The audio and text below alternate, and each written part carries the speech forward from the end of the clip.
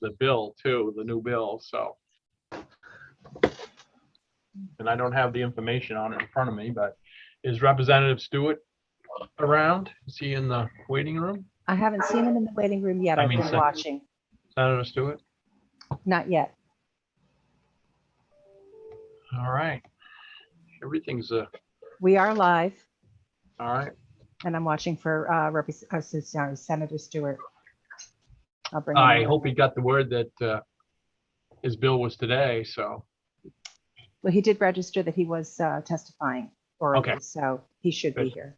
All right. Well, good morning, everyone. I'm Jim Dill. I'm the Senate Chair of ACF Committee, and I want to welcome everybody for joining us, which I believe is our next to the last day. We do have a confirmation hearing on Monday at noontime, I believe, on our schedule. But our last, quote, official meeting is hopefully today. And with that, we'll start with introductions. And we'll start with Representative Schofield. Thank you, Senator Bill. Good morning to you and everyone else on the committee. My name is Tom Schofield, and I represent House District 112. I live in the town of Weld, and I represent 17 towns and townships in Franklin and Somerset counties, the High Peaks region of Maine. Good morning. Good morning. Senator Black. Good morning. Thank you, Chair. I am Russ Black from Wilton. I represent Senate District 17, which is all of Franklin County and 4 towns in Kennebec, Belgrade, Mount Vernon, Vienna, and Fayette. All right, who's next in my list here is Representative Bernard. Good morning, Senator Dillon. Good morning, everyone.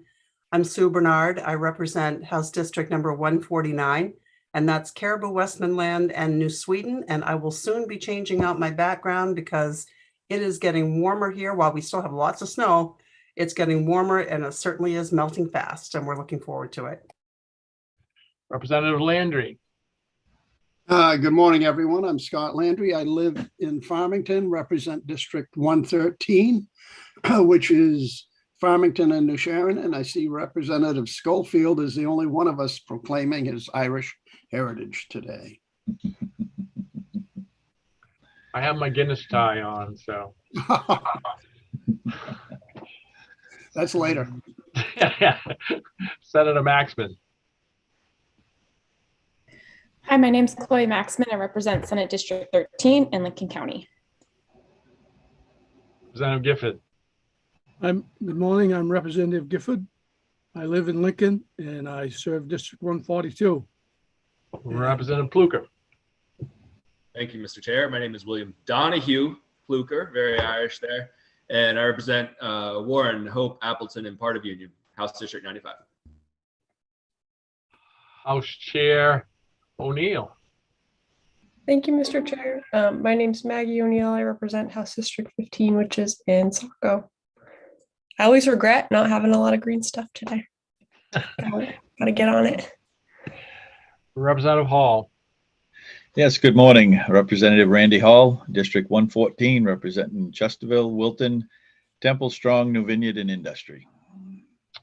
Representative Osher. Good morning. I'm Lori Osher. I represent most of Orono. That's District 123, and it's the home of the University of Maine. Representative Underwood. Good morning. I'm Joseph Underwood. Well, I was going to say Joseph O. Underwood, just to be Irish for the day. But that's okay. And I hope everybody's having a good St. Patrick's Day. Thank you. Okay, I think I've got everybody. And our analyst is Karen Netto, and our clerk for today is Linda LaCroix. And thank you, Linda, for doing this again. And with that, we have just a couple things left on our agenda, but we did get a new bill. And so that's what I'd like to start with, but I don't see that's what's the first thing on our schedule.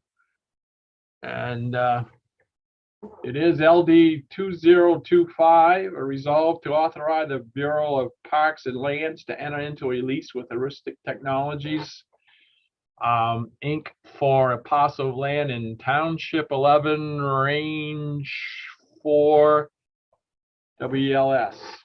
And of course, we'll go right into the work session afterwards because we don't have approval to meet after this week. Hi there, ACF hearing this morning. Yeah, I know. They're looking for you. I know, I'm looking for the link. I can't find it in my inbox. Can you send it to my? Hang on, Linda. Representative Underwood, Linda, can you send? All right, then. I'm actually in the process of it. I thought I'd send it anyway, so. Yeah, it's being sent to him right now. Thanks, Representative Underwood.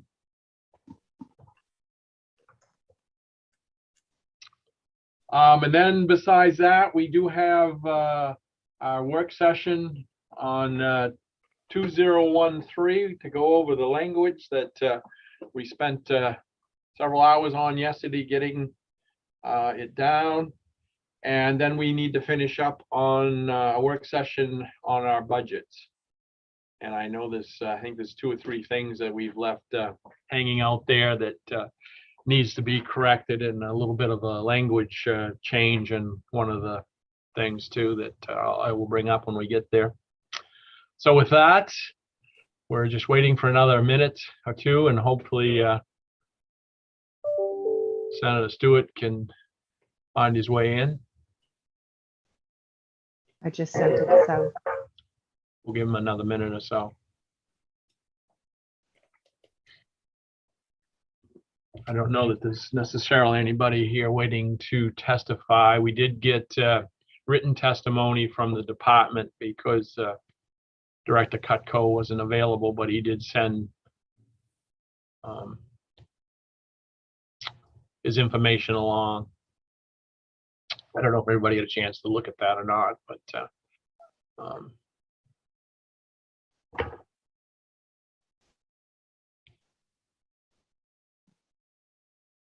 there he is.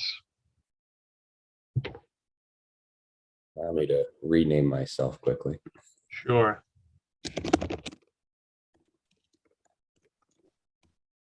Sorry for the delay, folks. Seems like the first Zoom of the day is always the hardest one. Isn't that the truth? Oh, good morning. Good morning. Thank you, Mr. Chair. If you're all set, I'm happy to jump right into my testimony. Go right in. First, let me open up the public hearing. I don't know if I did that yet, so I will open up the public hearing on LD 2025, and I've already read the title, but it's resolved to authorize the Bureau of Parks and Lands to enter into a lease. And we'll get the details in a minute. Go ahead. Thank you very much, Senator Dill, Representative O'Neill, and honorable members of the Joint Standing Committee on Agriculture, Conservation, and Forestry. I'm Senator Trey Stewart, and I have the honor of representing 51 communities in Aroostook and Penobscot counties. I'm here today to present LD 2025. Aroostook Technologies was founded in 1953, and their mission is to make technology an asset for residential and business use. Their president, Kevin Robinson, contacted me a month ago requesting that I submit this legislation. To provide you with some background information, Aroostook Technologies has a lease with the Bureau of Parks and Land that was signed in January of 2020, allowing them to maintain a radio repeater station in the Squapan Mountain Public Lands site. The term of the lease is for 25 years, and according to the most recent lease, that began on August 30th, 2019. Not unlike the position of Senator Farron's constituent, Christian Camps and Conferences, found themselves in, which you heard about on March 1st, Aroostook Technologies is in the same boat. As a result of the passage of question 1 on the November 2021 ballot, this company and others are now required to obtain a vote of 2/3 in the legislature in order to enter into the lease with BPL, despite the fact that they are already in a lease agreement. Director Cutco advised Mr. Robinson that Aroostook Technologies pursue legislation seeking legislative approval for their lease. And I would note that Mr. Robinson has been with the company since 1995. And the site this legislation references has been used for this purpose dating back prior to his joining the company. I say this to reiterate that this isn't a new endeavor. However, the process for them to attain a lease has changed. And so with that, I would ask that you support this legislation so that Aroostook Technologies may continue conducting business in Township 11, Range 4 wells. And with that, I'll conclude my testimony. Happy to answer any questions anybody has, Mr. Chair. Thank you. Are there any questions for Senator Stewart? Representative Pluker. Thank you, Mr. Chair. Thank you, Senator Stewart. I think you said 1/3 of an acre. Is that right?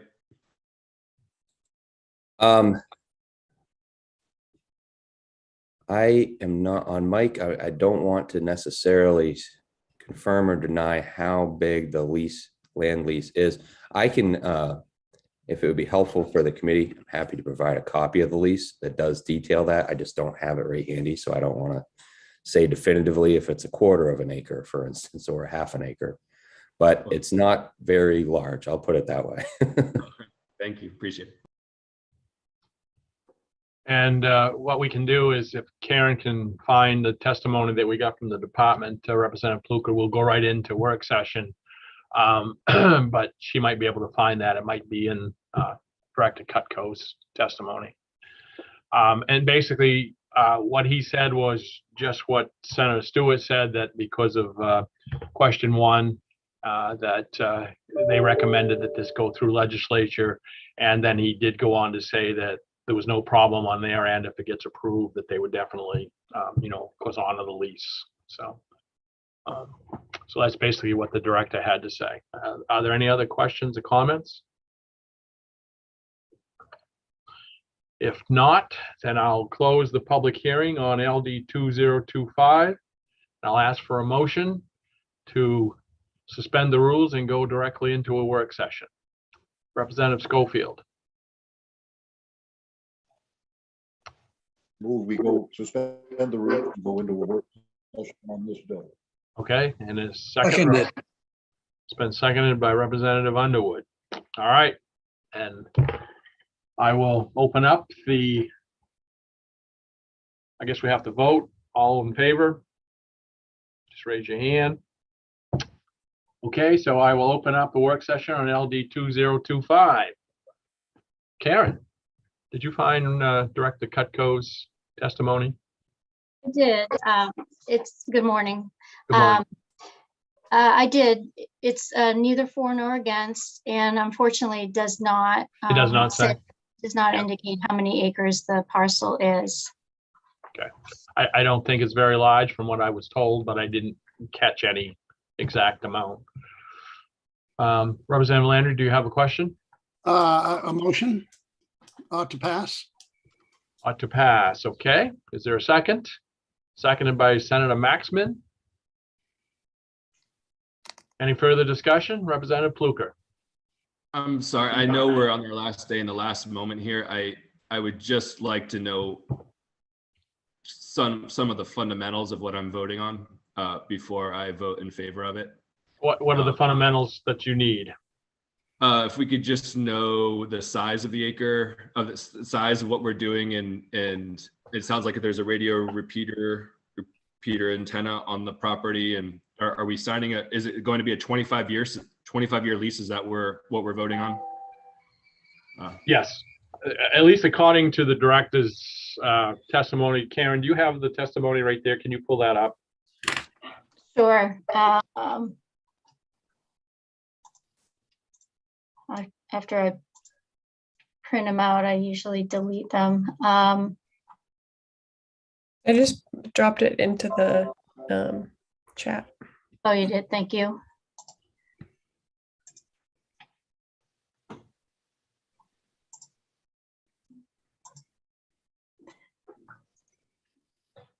So it's really a lot of the same information that Senator Stewart provided. It looks like the past lease was a 25-year term, but the resolve nor the testimony indicate how long the lease is.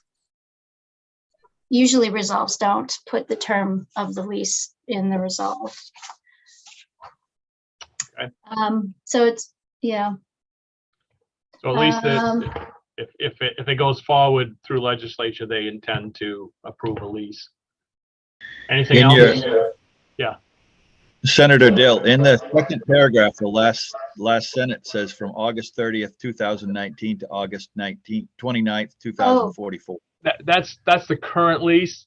So, Okay, you know, the okay. question would become, would they sign a new lease, you know, starting in 22 and go through, you know, what, 2047 or something? I guess would be a question. Thank you. Yeah. Senator Pluka, do you have another question? Still just a representative, but that's the first time in called senator. I appreciate it. I was demoting you, Representative. Okay. Is there any way Director Cutco could just come on and let us know what his intention is? He's not available. That's why he Okay. sent in a written. He's traveling today. Okay. Senator Black. Okay, Karen? Yes. I don't know if Bill Patterson is with him, or I could see if someone from the department might be able to answer the question today. I'm gonna call Emily Horton right now, see if she's got any.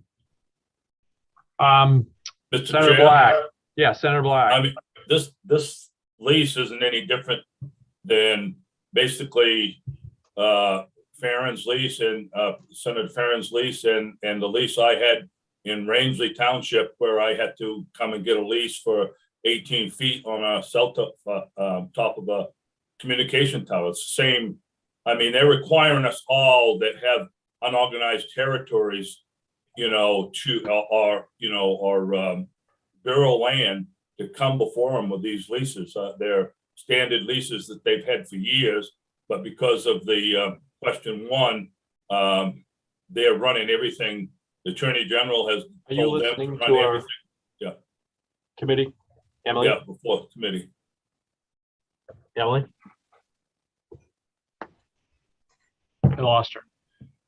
Hopefully she'll call back, but yes, I think we're making much to do about nothing. I mean, this is a typical lease. I don't know. I hear what you're saying, Representative Pluka. You don't want to vote on something you don't know all the details to, but Representative O'Neill. Thank you, Mr. Chair. I just wanted to suggest that we could go to the budget work and then put that request out to have somebody come to answer the question, and then take it up after that. I see Senator Stewart has his hand up, so maybe he has information about at least the size of the parcel because he had a copy of the previous lease. Stewart. Thank you. And sorry to sort of interject in the process. I just wanted, for convenience sake, to just point that I had attached the previous lease, which does in fact have an exhibit attached to it at the very bottom, and that is in the chat.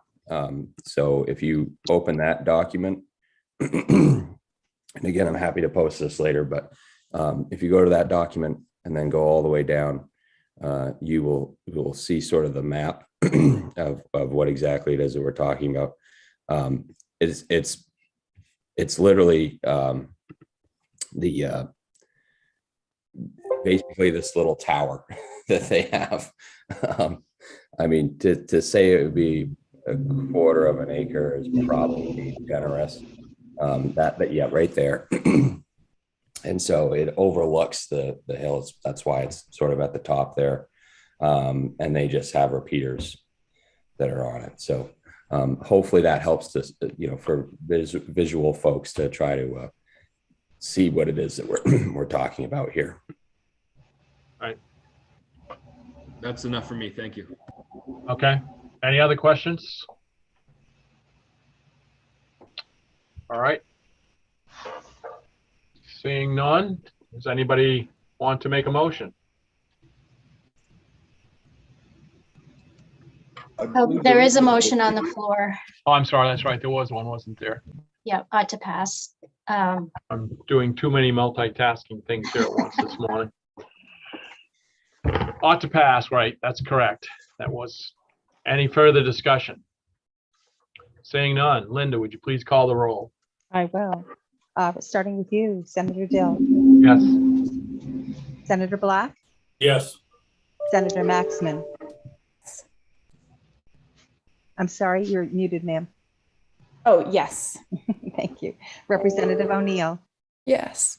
Representative Hall. Yes. Representative Schofield. Yes. Representative Osher, Yes. Representative Underwood, Yes. Representative Landry, Yes. Representative Fluker, Yes.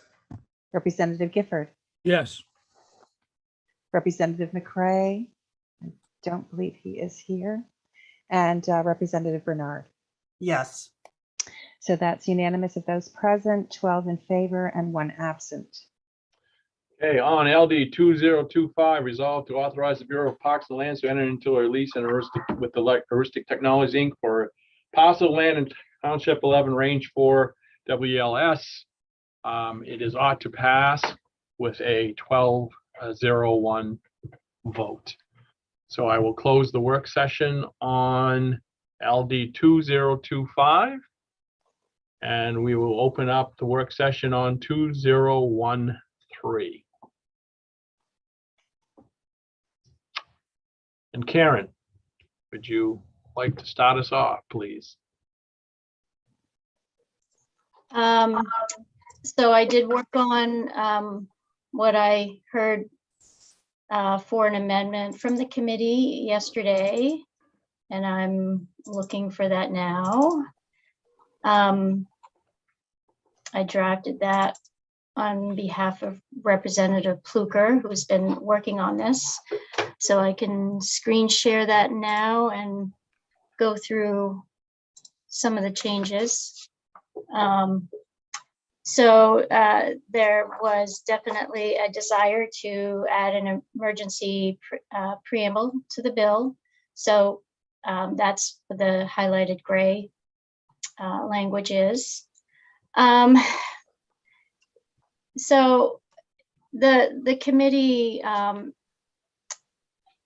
during the work session and a few members after the work session talked about the idea of, how do we protect the fund? And I guess the bottom line is there's really no way to absolutely protect the fund because you cannot bind a future legislature. They could just put the notwithstanding the statute and, divert funds elsewhere. But one idea that my legal reviewer had was to refer to it as a trust fund. It doesn't really do anything, but it may signal to future legislatures what the intent of the current legislature is. I did have a little bit of email correspondence with the department, and I don't know if they're comfortable with this or not because it is not a true trust like Baxter State Park.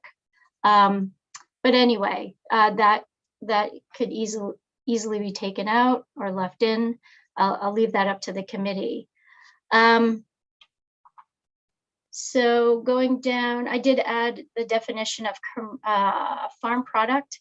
I think in a previous draft, the term wasn't used, but now it is because of one of the new purposes that you added yesterday. So in this subsection 2, trust established. So trust fund. So basically, we're going to refer it as the trust. And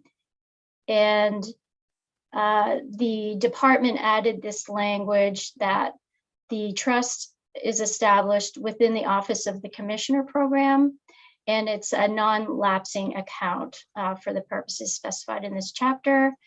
And then under sources of the trust, again, refer to it as an account. And there was a wish to say that funds that are, part of the terms of a settlement of legal actions against corporations, partnerships, or individuals relating to PFAS contamination. Actually, I think I had legal actions relating to PFAS contamination against corporations, et cetera, that those funds should be deposited into the trust. Again, I haven't had my legal reviewer take a look at this yet, so it may look a little different, but the sentiment is there. And so I think just going through the purposes, you talked about most of these yesterday.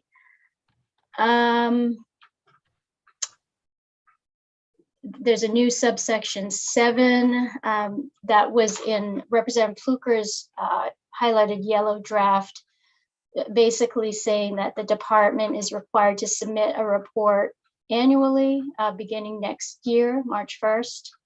And, you know, it should be about how the trust is being used. And it should go to ACF, ENR, and HHS. And the report must include a status of meeting the purposes of, should be trust, additional needs identified by the agricultural community, what funds have been dispersed into what purpose. That's a little bit rough language that I just didn't have time to massage, but it gets the idea on paper. And then also Representative Fluker's draft wanted the report to include the functional status of the advisory committee, you know, including the number of meetings held, a summary of each meeting, and from what I could tell, maybe recommendations for legislation from the advisory committee. So please provide me feedback on that if that wasn't the intent. So the next section is about the advisory committee. So you kept the commissioner of ACF, commissioner of DEP, you added the Commissioner of Health and Human Services, or his or her designee, you kept the Dean of UMaine College of Natural Sciences, Forestry and Agriculture, or the Dean of Cooperative Extension appointed by the President of UMaine. Got rid of the Attorney General, you added a member of the public representing the financial sector and with expertise in agricultural finance and lending, that's appointed by the Commissioner of ACF. You increase the number of members of the public representing the agricultural sector from 2 to 5. Got rid of the member from Soil and Water Conservation District, and you added 1 member of the public who does not represent the agricultural sector. Again, this is kind of rough drafting, representing a community impacted by PFAS contamination in the state. So of the 7 public members, because the others are sort of, you know, whoever the commissioner is or the commissioner's designee, they shall serve on the committee for a term of 3 years each on a staggered term basis to prevent the terms of more than 2 public members expiring in any 1 year. And then, you know, I don't know if you want this language that a person may not be reappointed to the committee for more than 1 3-year term. I just saw that elsewhere in statute and added it, but it can be taken out. And then the advisory committee is required to hold, I think this was Senator Maxman who suggested at least 2 public hearings annually to seek input from the public. And then I added language about that explicitly stating that all meetings of the advisory committee are public proceedings within the meaning of the Freedom of Access Act. And the committee is required to report to the legislature annually on the input that they get from the public. And then the next section, I'm just calling it 2A, so we doesn't get too confusing here, but revisers will renumber all of this. This is a directive to the department about the initial plan priorities and what they should be, and based on some of the purposes, establishing programs to implement or to achieve some of the purposes, and it cross-references the purposes in subsection 4. So the first is to establish a program as soon as practicable to provide short-term assistance to a person whose commercial is found to be contaminated by PFAS, and it may include income replacement and mortgage payments. The second one is that the department may establish a program to fund long-term assistance for commercial farms with agricultural land found to be contaminated by PFAS. And there's kind of a hodgepodge of items in this one, addressing a range of alternative strategies, which may include assisting farmers in investing in equipment, facilities, and infrastructure to maintain profitability during a transition to alternative cropping systems, remediation strategies, technological adaptations, solar development, or other modifications to its operations.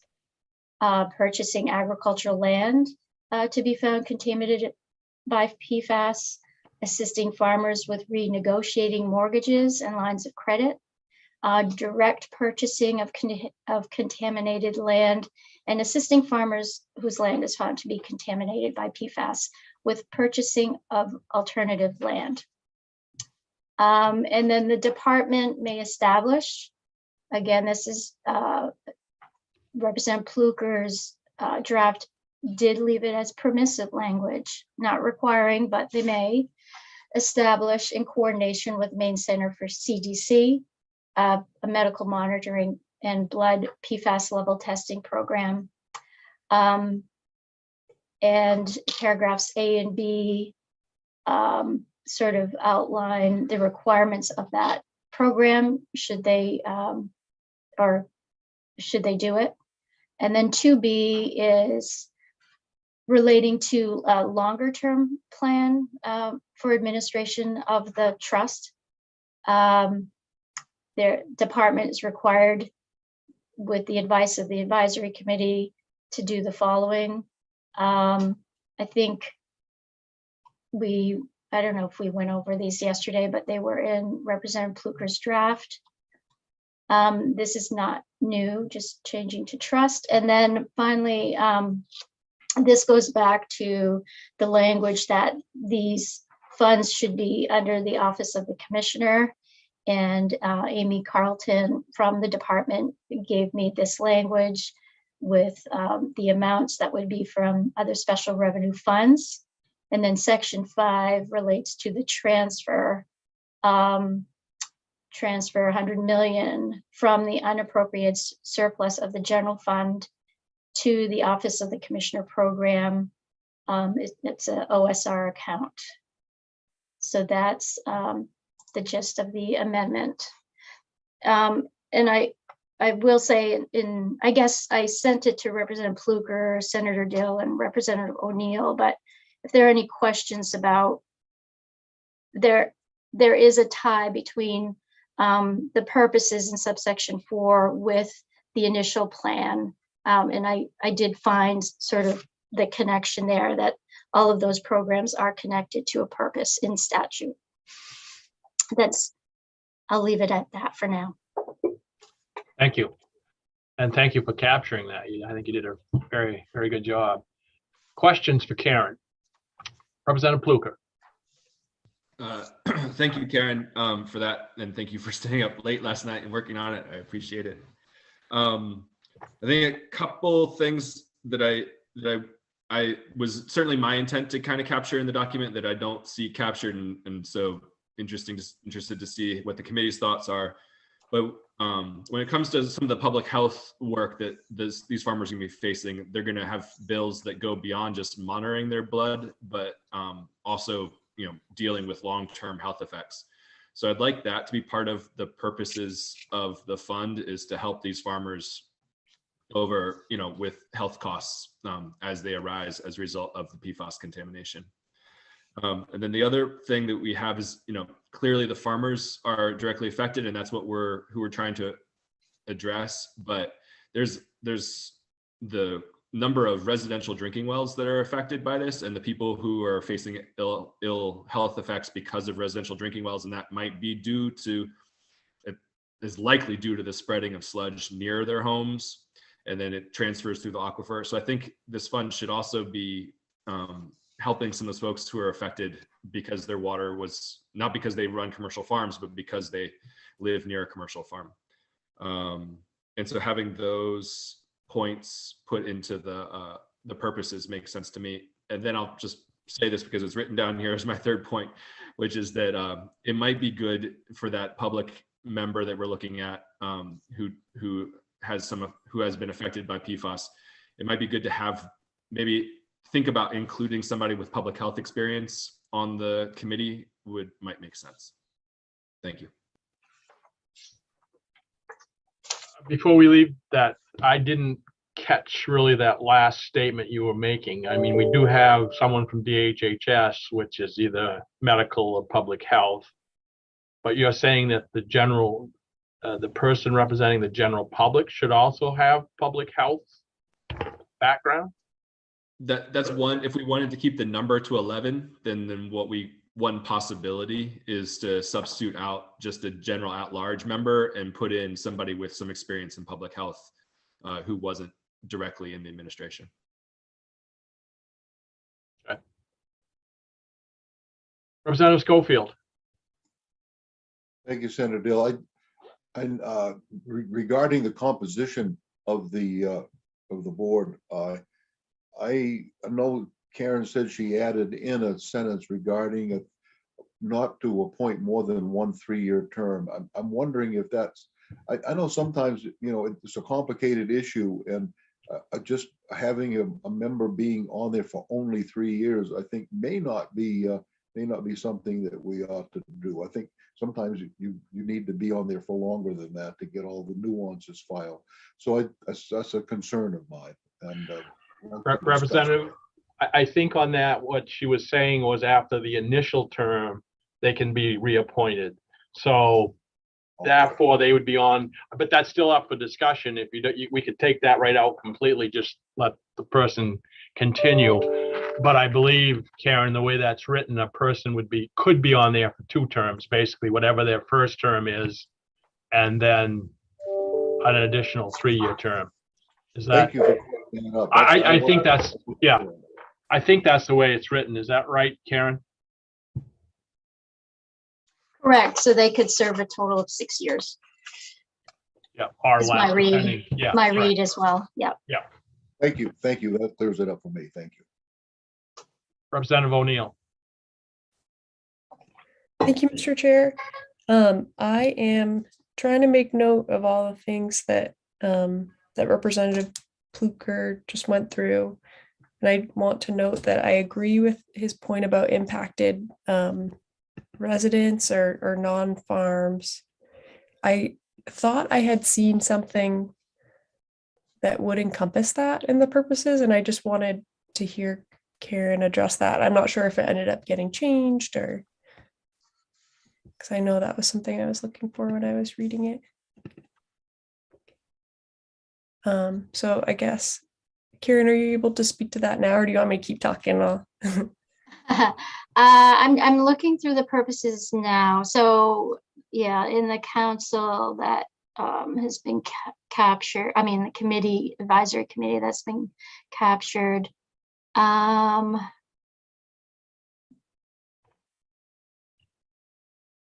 Yeah, it's not explicitly stated in the purposes.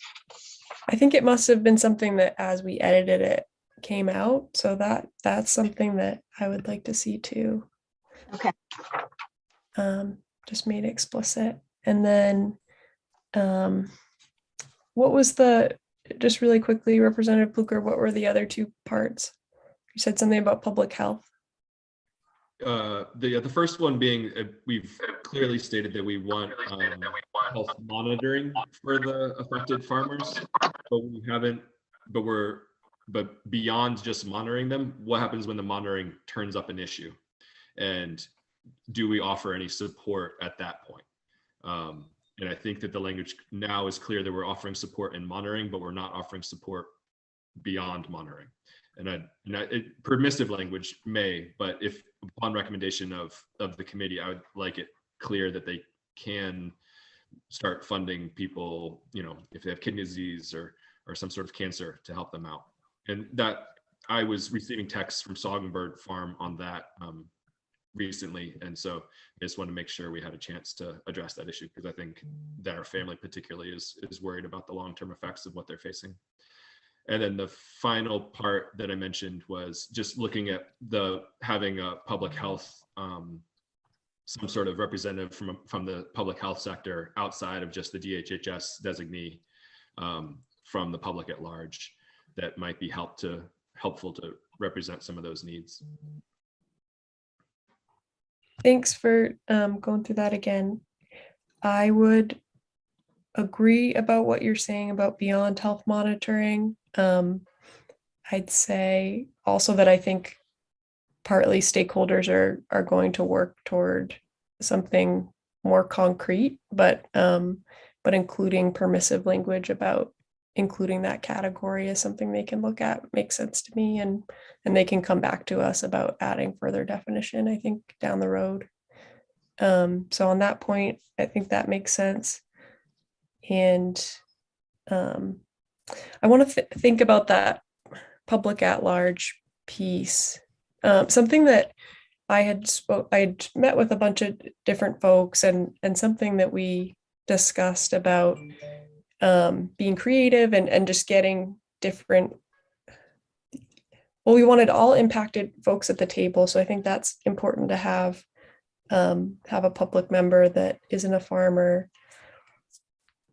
But we also wanted to have people that are coming at the issue from different angles. So as I think out loud about it, I think I'd like to maintain a public member. But I do like the idea of having somebody with that public health background too. I don't know if it would make sense to swap them out, knowing that we have a public process in place and that we're allowing folks to come and comment, or if it's important that that person has a seat at the table, because maybe there might be things that are incompatible. So yeah, I'm just thinking out loud about it. I mean, we could add one more thing to maintain an odd number, but it just depends on what folks think. But I'd be open to making that switch and would want to hear people's thoughts on it, I guess. Don't forget, Representative O'Neill, of course, there's permissive language in there too, to bring in whoever they need to when there's a discussion going on, so. I understand, yeah. My concern that I've been articulating is just, it's different to be at the table than to be brought in. So that's all I'm thinking. But I think we have made a good process in which people can listen and participate too, so. Right. Okay, thank you. Senator Black. Thank you, Mr. Chair. You know, I agree with basically the comments have been said. You know, I'm not, you know, I would imagine that this committee is this advisory committee we've got is going to make sure that the and you know that the people being affected immediately, those farmers that we've talked to and seen their lives affected, that their health insurance, their income, that kind of stuff will be protected, because of for at least till we can decide where the litigation is going or whatever. So I agree with that. Representative Kluka said that we need to make these farmers and individuals whole. We don't and then as far as the wells outside of the and I don't have a big issue one way or the other with that. Those wells need to be taken care of, but I believe we already are doing that in areas like in Fairfield Center. I know that those wells are being taken care of already through different processes. I know there's been 100 wells tested and multiple water systems going into those wells already.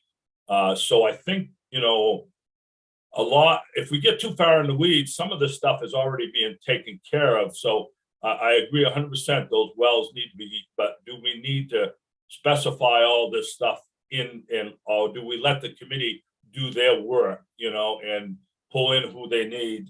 And as far as the terms, I think as I listen to some of those farmers that are being directly affected, public members, I think they're the most qualified people. And if they need to serve on that for 10, 12 years, they should be able to serve without being penalized and have to go on and put somebody else on there. So I don't like the idea of any term limits. And I don't have a problem with a health person being on there. I just don't want the committee getting, that's a comment I made yesterday, is I like a small committee. We're at 11, I believe now. If we can work it out, so there's a health thing, but I'd like to keep it small at 11. And so it's a good working group. I believe that they can access all the resources they need and pull in who they need to, make subcommittees or working groups within, the committee. So, I'm just afraid that sometimes we try to, get in the weeds and dictate too much. And I think this committee, they're going to report back to us next year. If we have to make changes, we have to make changes. We don't dictate. This legislative committee does not, or the legislature does not dictate to the next legislature. So changes can be made, as we need them, and they might have to be made because this is huge, and we really are breaking ground on this. And I think, as we see on this committee, everybody is in favor of moving forward with, whatever it takes to get this taken care of. And so I just caution us about getting in the weeds too much. Okay, Representative Underwood. Yes, good morning. I'd like to echo what Senator Black has just mentioned. And basically, I'd even like to see 2 members dropped, put it back to 9 members. And one would be the public at large position. And also, if a map of affected areas could be available,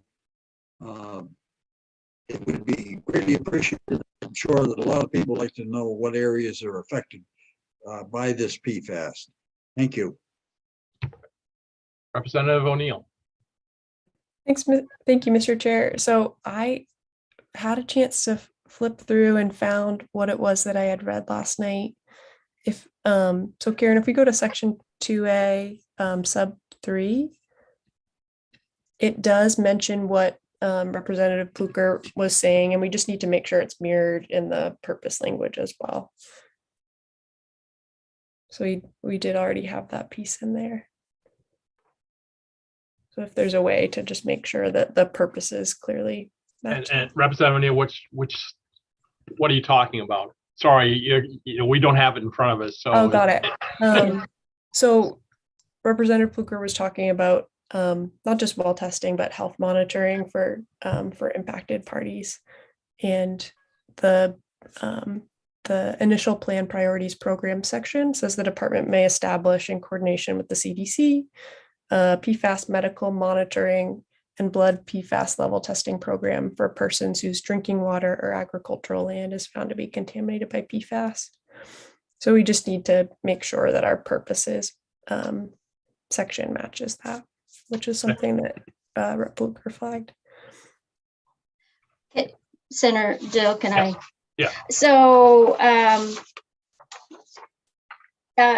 so I think paragraph A under subsection 4, it talks about monitoring the health of a person, and then this unallocated section 3, paragraphs A and B really get into detail about blood PFAS level testing, etc.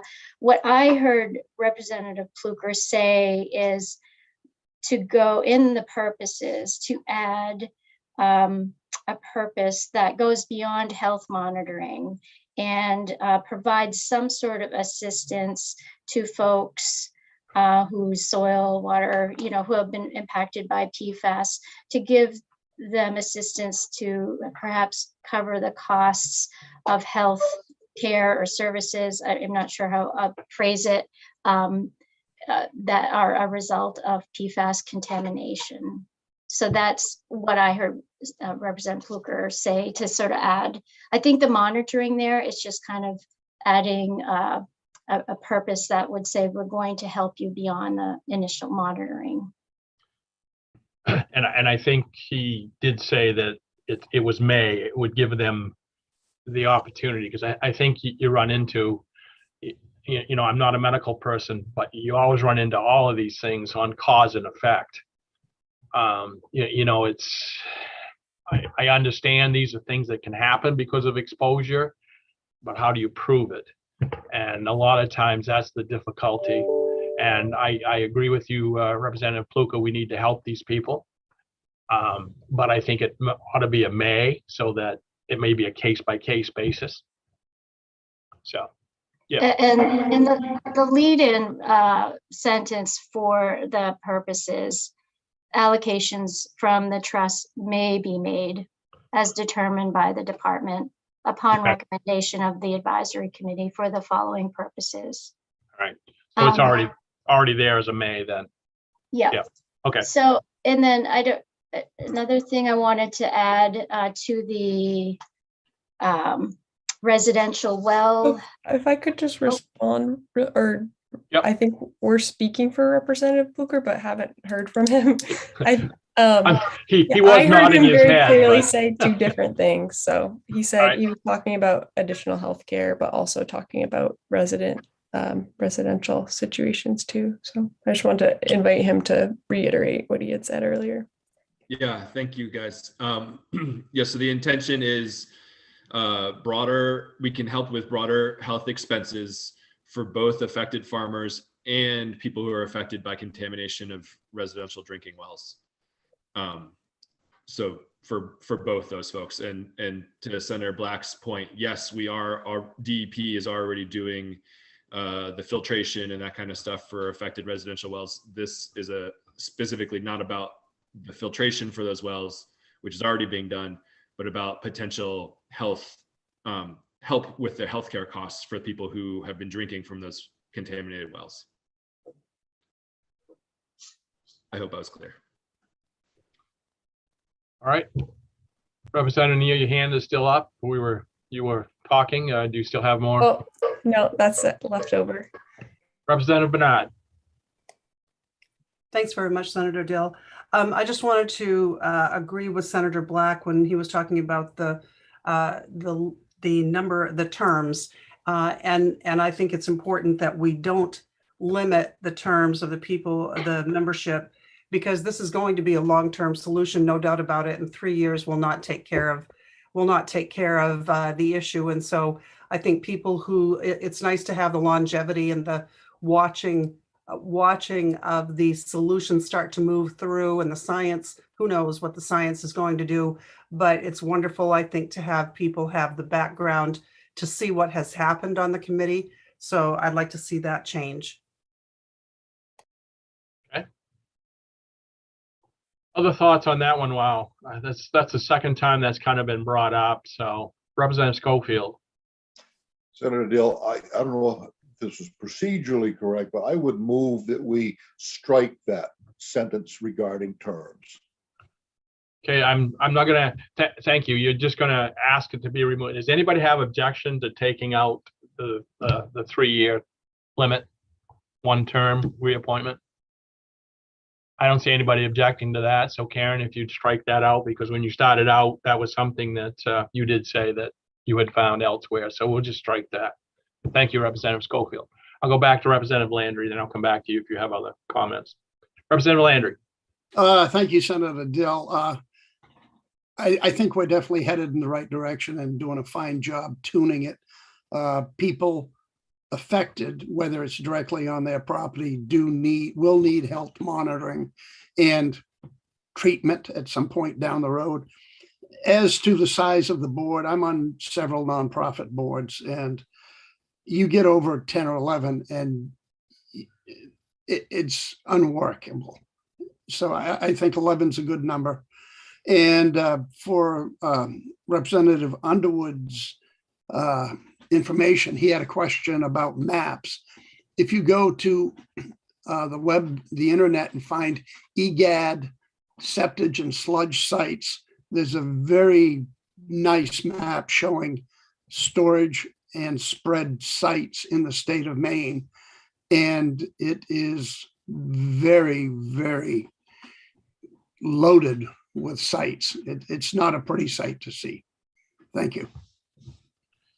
Representative Schofield. You good? Sorry, I didn't take my hand down, sorry. No problem. Other comments, questions? Discussion points? Senator Black? Well, in regards to that map, I think that's just the tip of the iceberg, in my own opinion. I think it's gonna be greater than what's in the map already. Representative Pluker?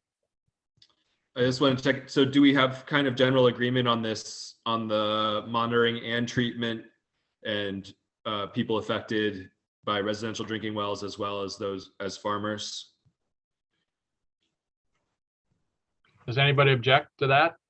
I don't see anybody objecting to it. Okay, great. And then I guess the last, Yep, oh yeah, go ahead.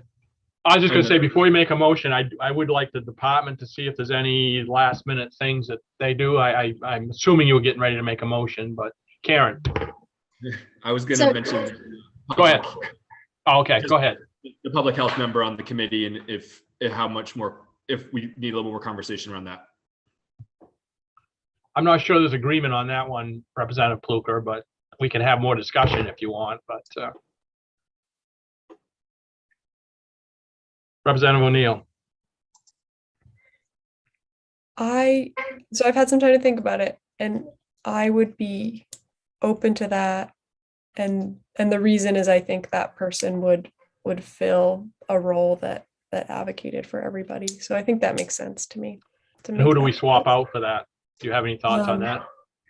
The member that I had suggested, which was a public member. A public member now would be a public member with some public health background? Is that what you're suggesting? Yeah, I'll let Representative Booker add more color to it if he thinks, but I think that's a good way to phrase it. Yeah. Representative Pluker, do you have a thought on that? No, I think that's perfect. A member at large from a public member at large with public health background. It sounds good to me. Okay. Anybody have an objection to swapping that out? All right. I see Nancy McBrady.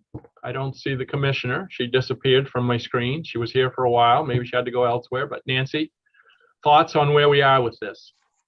Good morning, everybody. Commissioner Beal's laptop crashed, so she didn't mean to leave. Hopefully we'll be getting on. Her laptop is, I don't know, haunted.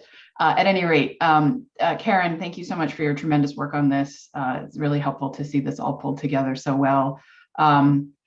I think the permissive language and the layout of the plan and the process looks really good to us from a process perspective. With relation to public health questions and medical monitoring, I do know that Dr. Smith is available to answer questions if anyone wanted to ask for that. Amanda is trying to, Commissioner Beal is trying to join with a phone as well in case she has any further questions or comments too. I did just want to mention that the definition of commercial farm, typically in statute, we have seen that tied to a particular amount of income. This is a different definition, and so it just is a broader definition, which is I don't have an opinion on. I think that's it allows for there to be full coverage of people who are growing to be covered by this. I just wanted to mention that it typically in statute we are oftentimes looking at folks who are claiming income as a farm business. Don't know if that makes any difference for the purposes of this fund or not, but I just wanted to flag that. Okay, a question we have, we bounced around on and never asked your opinion, and maybe it's yours or Amy's, but Karen did use the term trust in there. Does that make a difference to the department? I see Amy flipped her switch on there, so maybe she wants to weigh in on that. So Nancy or Amy, I don't know. Yeah, I'll just briefly mention that our council looked at this very briefly. He thought it was novel and interesting. It might not, however, prevent future sweeping, unfortunately, but he didn't see any reason not to utilize it either. But Amy, did you want to mention anything else?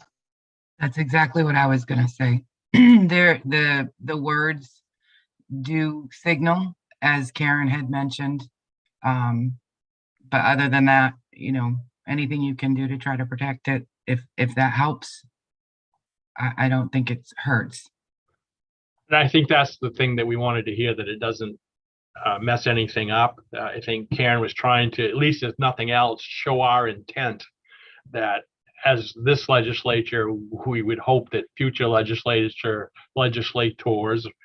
wouldn't come in with the idea of saying, hey, let's grab this and throw it over here. So even though I realize nothing's 100% in this arena, but maybe that will help. So, but thank you for weighing in on that. So. Senator Dill, I wouldn't mind just mentioning that Dr. Smith would like to provide a little bit of perspective on one of the elements of the bill, if that would be appropriate. That would be fine. Linda, would you let in Andrew Smith, please? I know Representative Pluka and I had some discussions with him the other day, so especially around blood testing and that type of thing. So. You should be here momentarily. All right.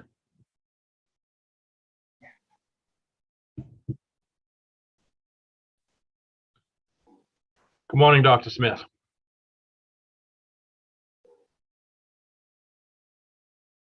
We can't hear you, Dr. Smith. These have two buttons, and I'm always forgetting one of them. So good morning, Dr. Andrew Smith, state toxicologist at Maine CDC, Senator Dill, Representative O'Neill, members of the committee. Thank you for giving me the chance. I just want to talk briefly about the section 2-A3-B and some of the language in it. I recognize it's permissive, so but it does sort of, indicate your intent. And specifically, as we've been emailing back and forth with my medical colleagues at Maine CDC this morning, there's some language there that we're a little concerned with how we would implement and think about. So if I could just quickly go through that with the committee's permission. Before you do, Karen, can you pull that section up so we can see it while Dr. Smith is talking about it, please?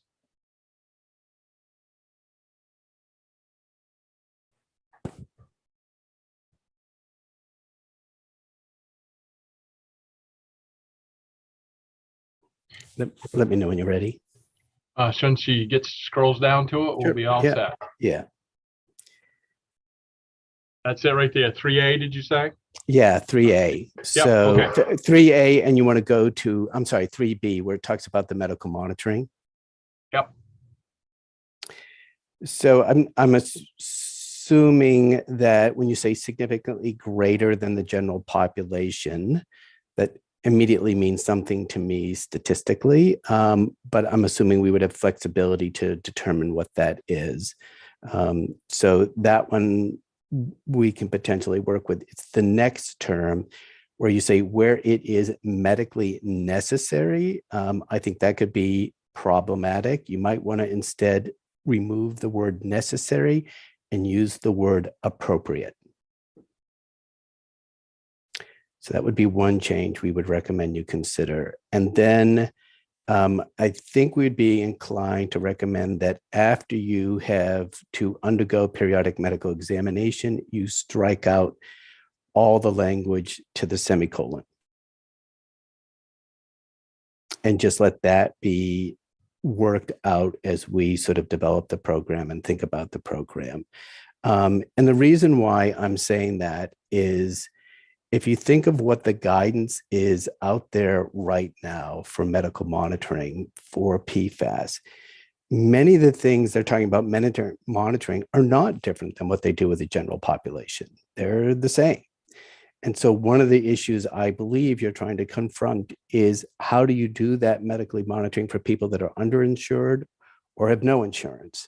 And that's an important thing to think through and make sure that's addressed. But it may not necessarily be a medical monitoring that's all that different than what somebody might get in a routine physical, or the monitoring they would get if they're pregnant and keeping an eye out for high blood pressure or preeclampsia or things like that. So we just want to be careful that the intent doesn't circumscribe it more than you intend to do.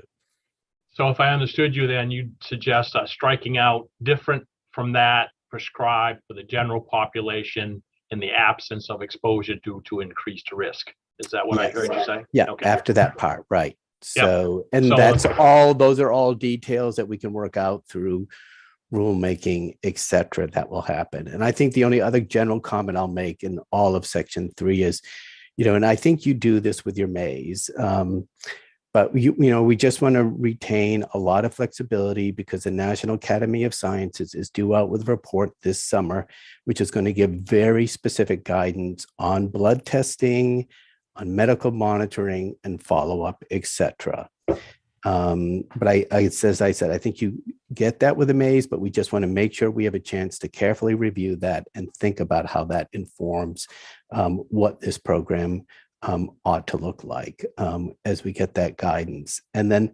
finally, if you're going to add language for thinking about providing assistance to people who then develop health effects, I think to your point, Senator Dill, that's going to get, tricky because the question is going to be what sort of finding do you want as to whether it is necessarily related to PFAS exposure? Because you can, if you're medically monitoring, you're going to potentially find health effects for which the available scientific literature may not yet show any links to PFAS. So is the expectation that those would be covered as well? Or is it going to be those for which there's some preponderance of evidence that it's related to PFAS exposure? So just something for you to think on with that as well. Thank you for the opportunity. Happy to answer any question. Would you have any thoughts around any type of language there? I mean, I think Representative Pluka was putting may in there again, but. Yeah, if it's may and you're just showing the intent, then we can sort of think through that. I'm just trying to flag for you that's going to be a challenge of thinking through that and whether you want to consider that and think about any language or guidance to us on thinking through those sort of issues. So really, mostly, I just wanted to flag it for you at this point. Great, thank you. Representative Underwood, questions? Yes, good morning, Dr. Smith. Thank you for coming. And my question basically is, what kind of responsibility does the CDC have with the legislature, specifically this committee, regarding any report? If they had any questions, if the committee had any questions of the CDC, what kind of responsibility would they come back in and at the request of the committee and report back, or can they, excuse the expression, stonewall the committee? Thank you. That's it. I believe that if you put in here any sort of report back provision, we would report back in response to that. But I also think you already have report back provisions in this, and we would, as we currently do, work very closely with the Department of Agriculture, Conservation, and Forestry. We're meeting with them weekly, daily on this PFAS issue. We're basically linked at the hip on this. So I would think there would be absolutely no problem with you getting information from us. And if you give us specific information as you would like to hear from us, we would be, I would assume, very willing to provide that. Commissioner Beal, am I missing anything here? So since it is your committee and I'm more used to responding to the HHS committee. No, I don't think so. And I'll just reiterate what Dr. Smith said, that we are working incredibly closely with one another, and they've been just a great partner in all of this. So we will continue that good collaboration and do whatever we can to get you the information that you need when you need it. Thank you. Representative O'Neill. Thank you, Mr. Chair. Thank you, Dr. Smith, for those suggestions. Something that I would need just for good process would be, could you send us a document with those so that I'm able to review that in writing? You mean that exact language that we suggested change? Yeah, exactly. Do you want me to pull it up on my screen so you can look at it right now? I would prefer to have it In writing? Yep, we Yep, can do I that. would. So, Yeah, and I'll need a little bit of time to review it because you talked about evidence and some other things that I just feel like I need a little bit of time to process. yeah, for that one, Representative O'Neill, I didn't propose language yet. I'd have to give some thought to that, just like you, and think about how we might do that. But I could talk to my colleagues and see if we could get you something very quickly to just flush that out. It would also be helpful if we have a sense of what language you're thinking of putting in there around covering health effects, that, providing assistance for health effects that are found through medical monitoring. Okay. So are you able to send that to us? And maybe we could just take a moment so that I just want to have a chance to read through it. Yeah, what I can do right now, I think, I'm not sure I have Karen's email handy, but I certainly have Nancy McBrady's, and I could quickly send it to her. Sounds like a plan. All right. Okay. And oh,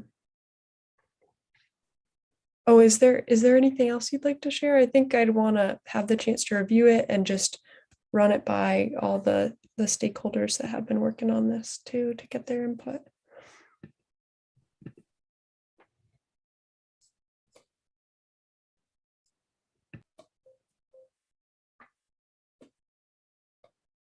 Other questions? Karen?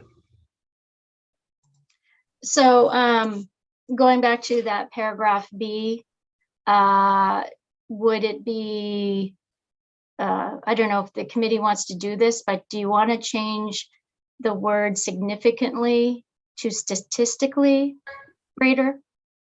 No, I wouldn't. Sorry. No, go ahead. I mean, I think you can leave it as significantly. It'll just be in rules or whatever. We'll just have to think through what that means and where you want to draw that line. So I'm just trying to give you a heads up that that's something that will require some thinking as to what exactly that means, which gets to how permissive do you want to allow, or how large do you want this medical monitoring and blood testing program to be? Other questions? Representative O'Neill. So, Mr. Chair, I'm just going to request that once we finish getting through our questions and input from the department, just that we can take a brief recess. I want to be able to read it and just and review it and see what it says, I guess. Okay. Sounds good. Commissioner, glad to see you back. Thank you. That was unfortunate. My laptop just crashed on me. I don't mean to move off this topic, but I think Dr. Smith could probably use a minute to finish his email. I'm sorry if you addressed this while I was in cyberspace or wherever I was there for a while. I was just wondering if there was more clarity around the question I asked yesterday about what is meant by public hearings and especially in light of the fact that the meetings would be public. Is there a need still for public hearings? And if so, if I could just get a little bit more clarity about what that intent is so that we know what's expected. Karen did write in there something to the effect of 2 public meetings and that all other meetings would be open meetings. Okay, But there's no real definition around what is a public hearing, other than, I guess, and I'll go to Senator Maxman here in a second, since she was the one who had proposed it. I assume it was more give and take at a public hearing rather than, just an open meeting that people are there and you are conducting your business in front of the public. But Senator Maxman. Thank you, Mr. Chair. I think it's just important that there are public and open opportunities for people to give input on the committee and the process and how it's going, and maybe things that are left out or things that they want to see more of. Just like we have public hearings here, I think the public hearing work session dichotomy is what I'm envisioning between the difference between a public hearing and an open meeting. I think if we don't have that opportunity for direct input, then there are going to be so many people who are impacted, who are going to want to have a voice and who need to share their experiences. And this seems like the best way to be able to make that happen.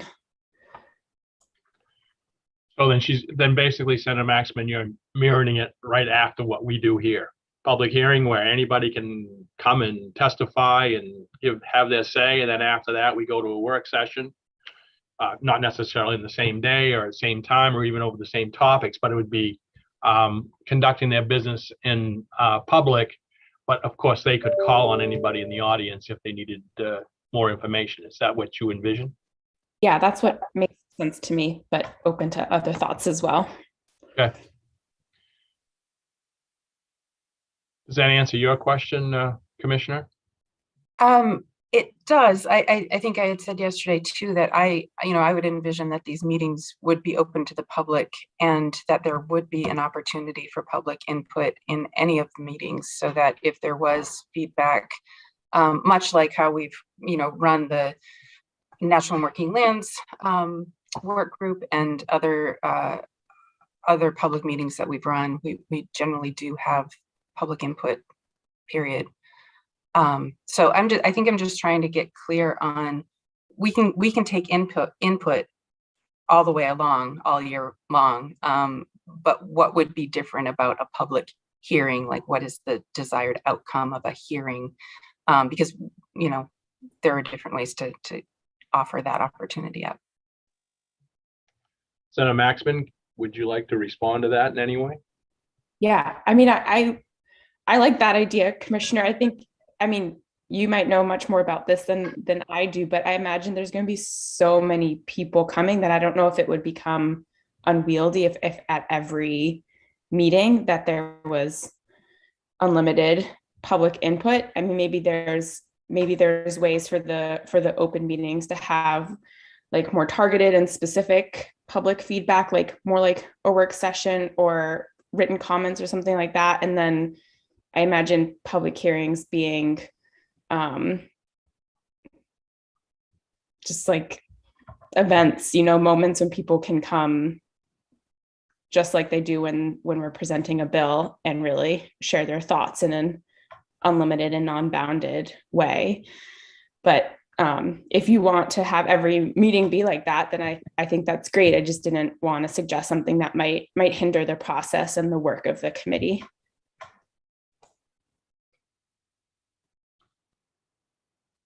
Yeah, you're muted, Commissioner. I said that's really helpful. I think in my mind, I'm just trying to balance, I'm hearing a sense of urgency that we need to get this going and we need to get it up and running and it needs to move quickly. And trying to think about, how can we streamline, the number of meetings that we have to have and the number of events that we have to hold, and also balance that with making sure that there is an opportunity for public input. So I'm just kind of trying to balance that all out. Senator Maxman, would something to the effect of at least 2 meetings a year with public input fit the bill rather than calling it a public hearing? Because a public hearing may have a different definition, and therefore, the commission could have all of their meetings with public input. But going back to what you said, you'd get at least 2 open meetings a year with public input, or 2 meetings a year with public input as a minimum. Would that fit your bill, do you think? Or I'm okay with that. Because I would go back to Karen. She had her hand up for a while. Is there a definition, Karen, in statute or any place that defines what a public hearing is? No, I don't think so. But I think as the amendment was drafted, there's no limitation on the number of meetings the advisory committee could have. The statute is silent on that. I think what at least 2 public hearings said was at least 2 meetings of the committee should seek public input at a public hearing, and it's subject to freedom of access. I mean, all the meetings are, but so if you want me to amend that language to make it more clear what the expectation is, but I think now, I mean, they can conduct any meeting they like, but at least there's a requirement that 2 of them get input from the public. Right.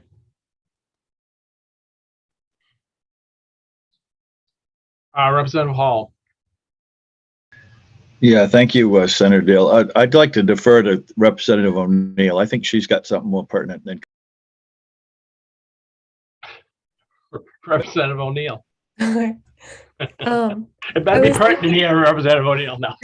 My question was for Karen, just to understand, because there was a citation to freedom of access and matching up with that, and I didn't know what it meant process wise.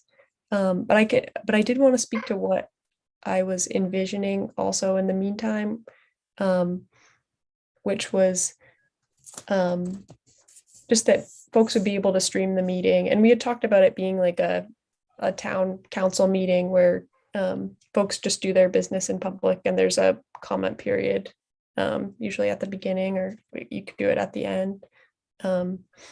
And yeah, so I think what I would want to hear from Karen first is just what is that citation, like what does our bill draft do now, so we can understand. And then I'd want to hear from the commissioner about like putting it in practice, and then we can think about what we need to add or change.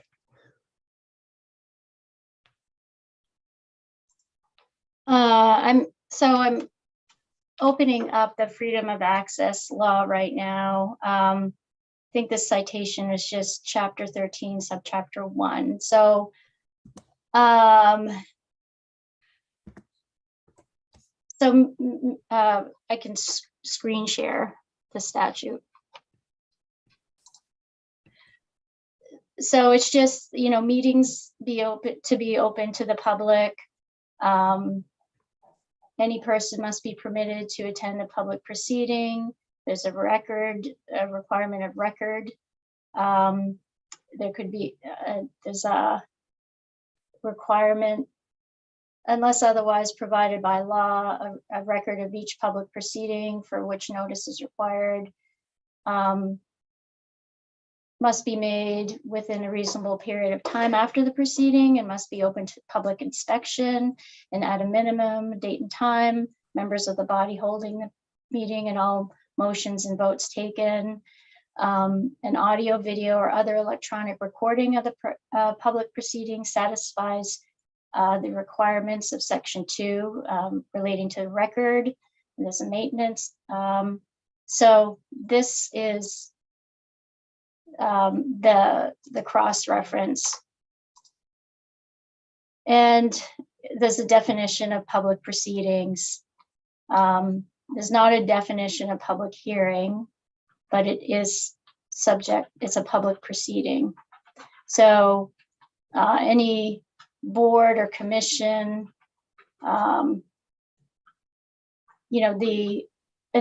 advisory organization. So it makes it clear that the advisory committee is subject to the Freedom of Access Act. I don't know if that's helpful. Is the term though that we're looking for then is public proceedings? I just saw that term there.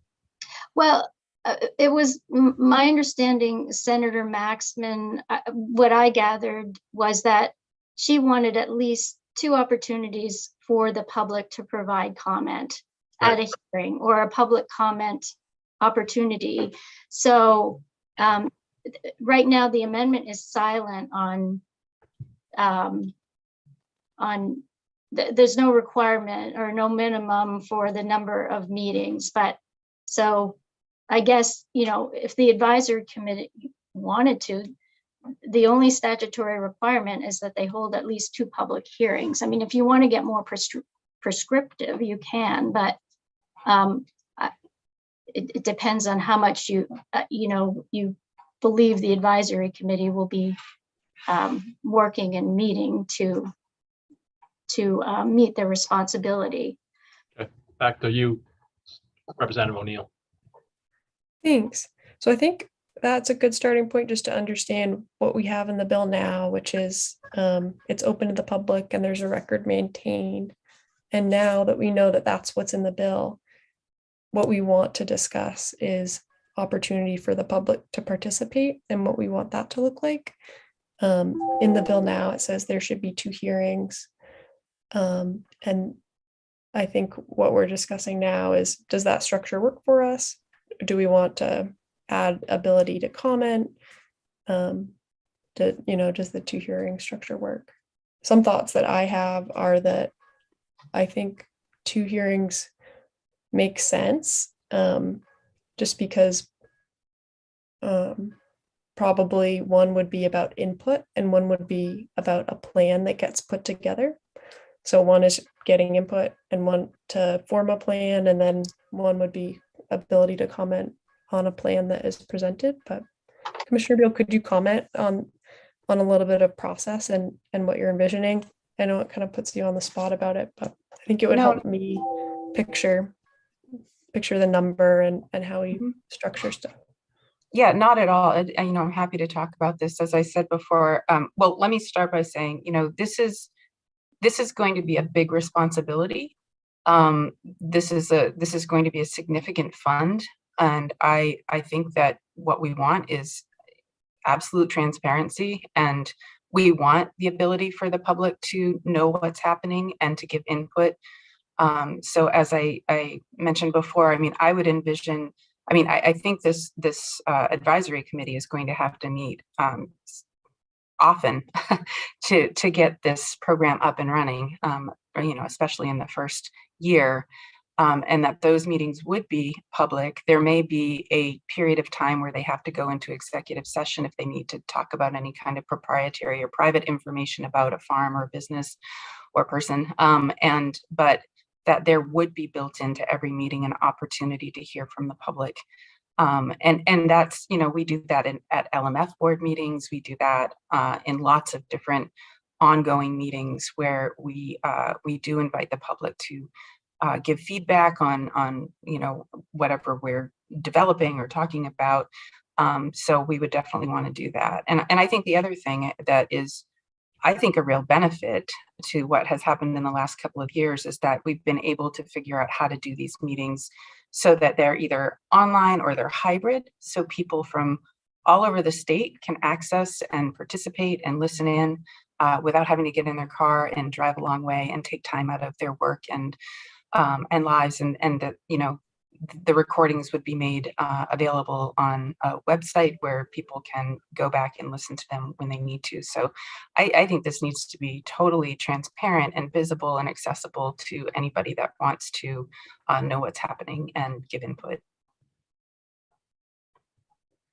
Thank you. So that's helpful to understand about public meetings, that comment could be built into that, and that remote and recordings are available.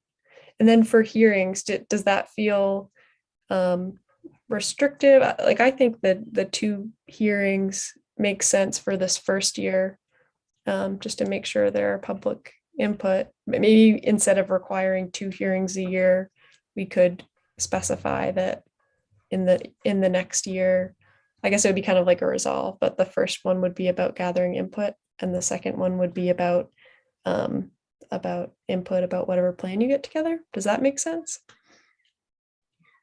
Instead of requiring 2 hearings each year into the future. Yeah, we'll figure out, how to make that work. And certainly we will want input from, even beyond the advisory committee. We will have, I can envision having some way to gather feedback about whatever program, policies are shaping up. Yeah, I'd expect it would be something that you would do anyway, like you said, absolutely. So maybe as we, just when we do take a break to look at that language about, from Dr. Smith, maybe you could give it some thought of how to phrase that. If we know that we already have language about public meetings, just to address that two hearing part. And I think it could look like a resolve that says have two, whether it's public hearings or public input sessions. That could be a way to phrase it. So just to get some formal like stakeholder gathering info to start, and then one to comment on the plan as you move forward. Okay, back to you, Representative Hall. Yes, thank you, Senator Dale. A couple of comments. I'd like some feedback from the rest of the committee, I guess. I'm kind of wondering if maybe we're getting off track here a little bit and trying to get in a little too deep. This is a lot of this information should be left up to our advisory committee. I mean, they are going to report back to us next year. And, as far as trying to set up about the health and whatnot, that needs to be included. But I think as far as, actually saying what needs to be done is we need to leave that up to the advisory committee and move along with this. I think we've gone a long ways, and I think it's time for us to make a motion here pretty soon and vote on it, because I think we've got a real good start, and I'd like to have some feedback from the rest of the committee. Okay, we'll continue with hands. Representative Schofield. Yes, Senator Dillon, I agree with the Representative Hall.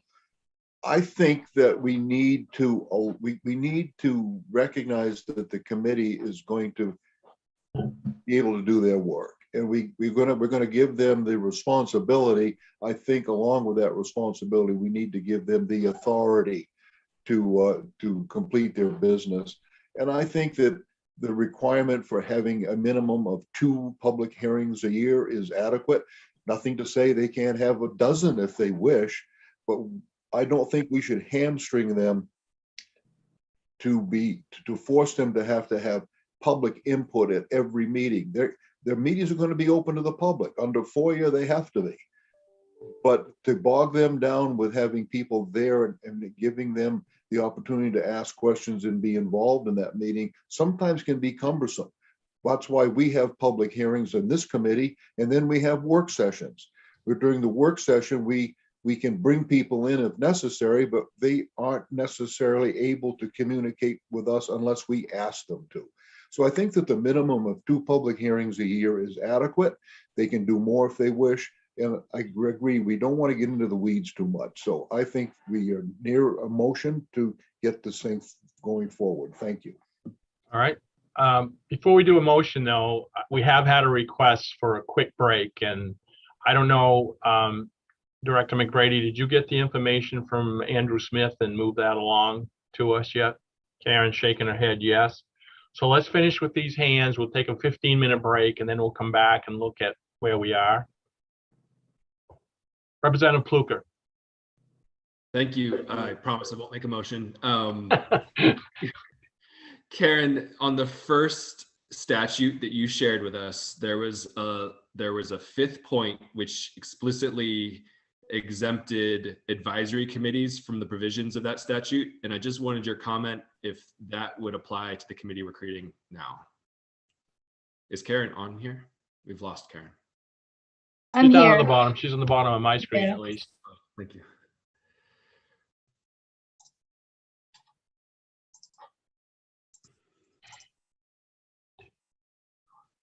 And also, while you're looking, didn't section 2B say something about allows us to hold, or allows the committee to hold public hearings? I'm sorry, I was. Go ahead. Finish with what that one were you reading doing? Yep. Did you find that? So yeah, that's actually, they are not subject to the record requirements. So if the committee wants to not withstand that, so that's just to say that, I mean, their meetings are open to the public, but they just apparently are not required to keep a record of each public proceeding. Good catch. So I would, my feeling is to not withstand that last point there. I Yeah. don't know if the committee wants to see that on screen share, but I don't. Oh, I'm sorry. Yeah, so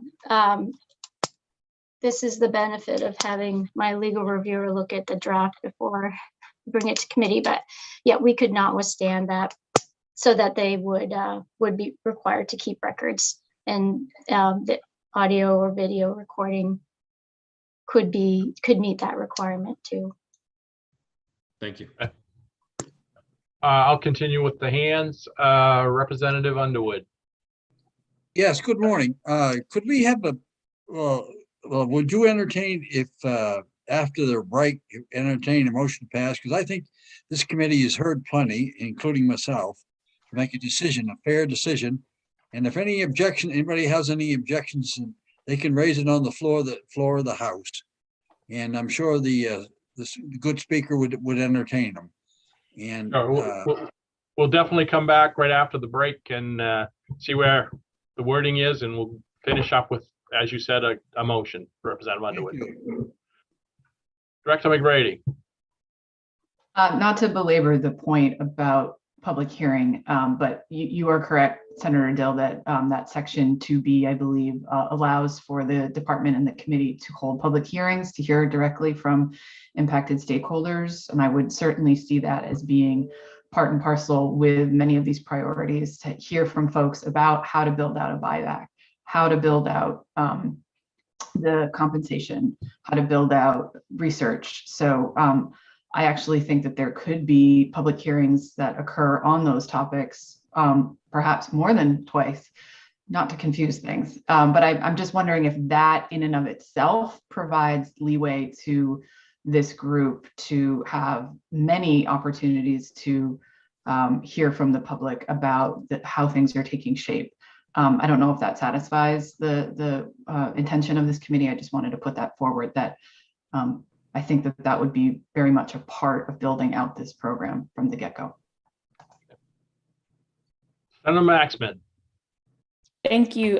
Just two quick points. One, on the public process front, I think I just clarified in my mind, I think public hearings are moments when the meetings are solely dedicated to hearing from the public, whereas the regular committee meetings where there is public input, there'll be work sessions where there's work happening and the public can be part of that process. So I think that's already written in language that we have, but I just found the words to be clear about what I was talking about. And I just really feel like we've heard some really devastating stories from farmers, and I know that we're all tired, and Zoom makes my eyeballs go blurry at the end of the day too, but we're not going to have a chance to work on this language for another year. And I think it's really important that we're just being as clear and thoughtful as possible. And I really do not want to rush this process. I think it's the least that we owe to the farmers whose livelihoods have been destroyed by the state. And so we're just trying to pay it back just a little bit with our thoughtfulness today.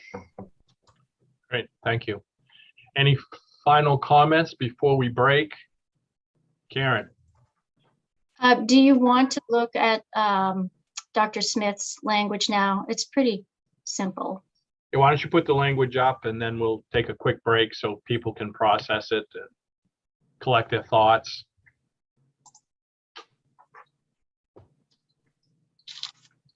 So this is the unallocated. All right, so it's section 2A of the amendment, and there's a subsection 3, paragraph B. So what he was saying is just, he just highlighted that, but he's not suggesting, from what I heard, any change to significantly greater than the general population. He just sort of flagged that as, I think, hoping that CDC has a flexibility to determine what that means. And then what he suggested is striking necessary after medically and saying where it is medically appropriate. And then after medical examination, striking different from the prescribed for the general population for in the absence of exposure due to increased risk, and then keeping the rest of that paragraph. Okay. Any questions? All right, why don't we take a quick break so people can process where we've been so far this morning, and we'll start back promptly at 11. That gives you 18 minutes, so 17 minutes.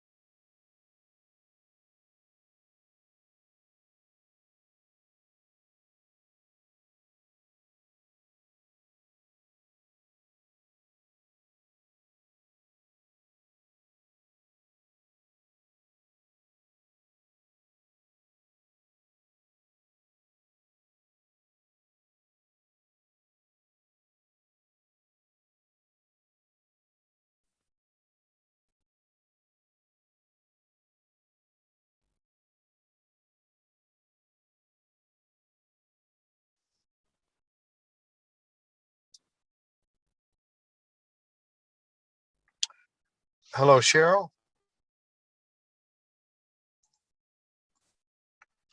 Cheryl's not with us today. It's Linda. And we're just on Yeah, a that's okay. recess. Yep. But I really do know I know where we are. I just was checking to see if I could bring myself into audio and video when I want, because I'm on the road. So when it gets time for a vote, I will pull over and bring me to the committee, just like I brought me to you right now.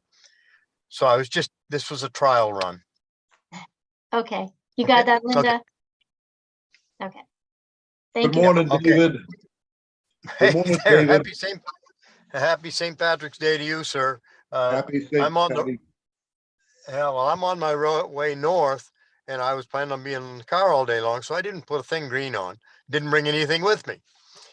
so here I am on the road, but this is such an important bill that I do want to vote in person on time. So I'm just getting that technology set, and except for the vote, I'm going to be absent my video and audio so that I can be legal in my driving. You are far more advanced technologically than I am. I wouldn't have a clue what you're doing. You'll have to explain it to me sometime. But nice to see you. Well, same here. Same here. Like your tie. Thank you. Okay, we'll see you a little bit later. Thank you. Drive careful. I will. Thank you.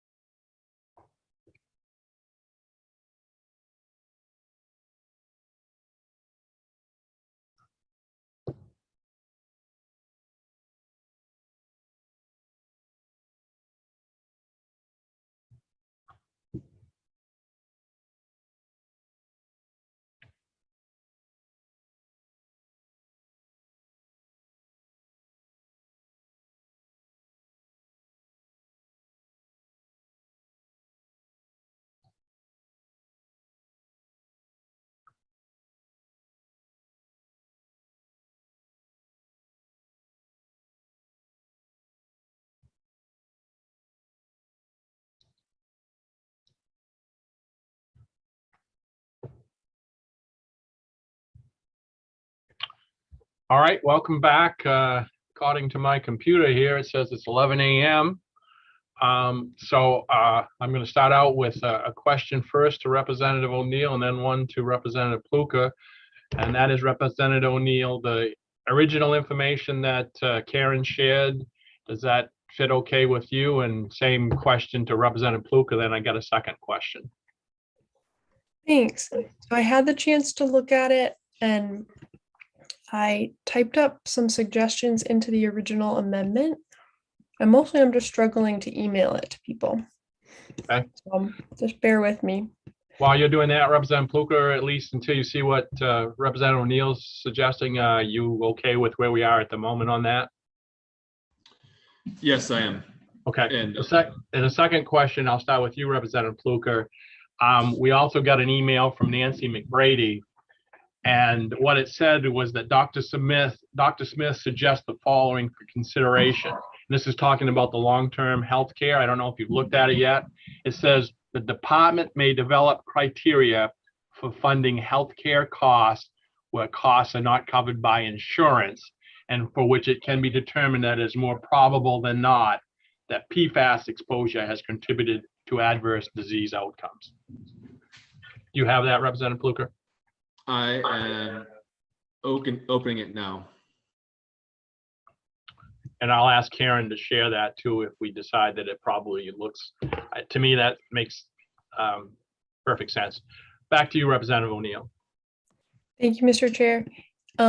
So I just emailed it to Karen, and Karen, I just couldn't figure out how to type in the ag committee to send it. I tried for like 5 minutes and I don't know what I was doing wrong. But would you be able to open the document that I sent and share the screen?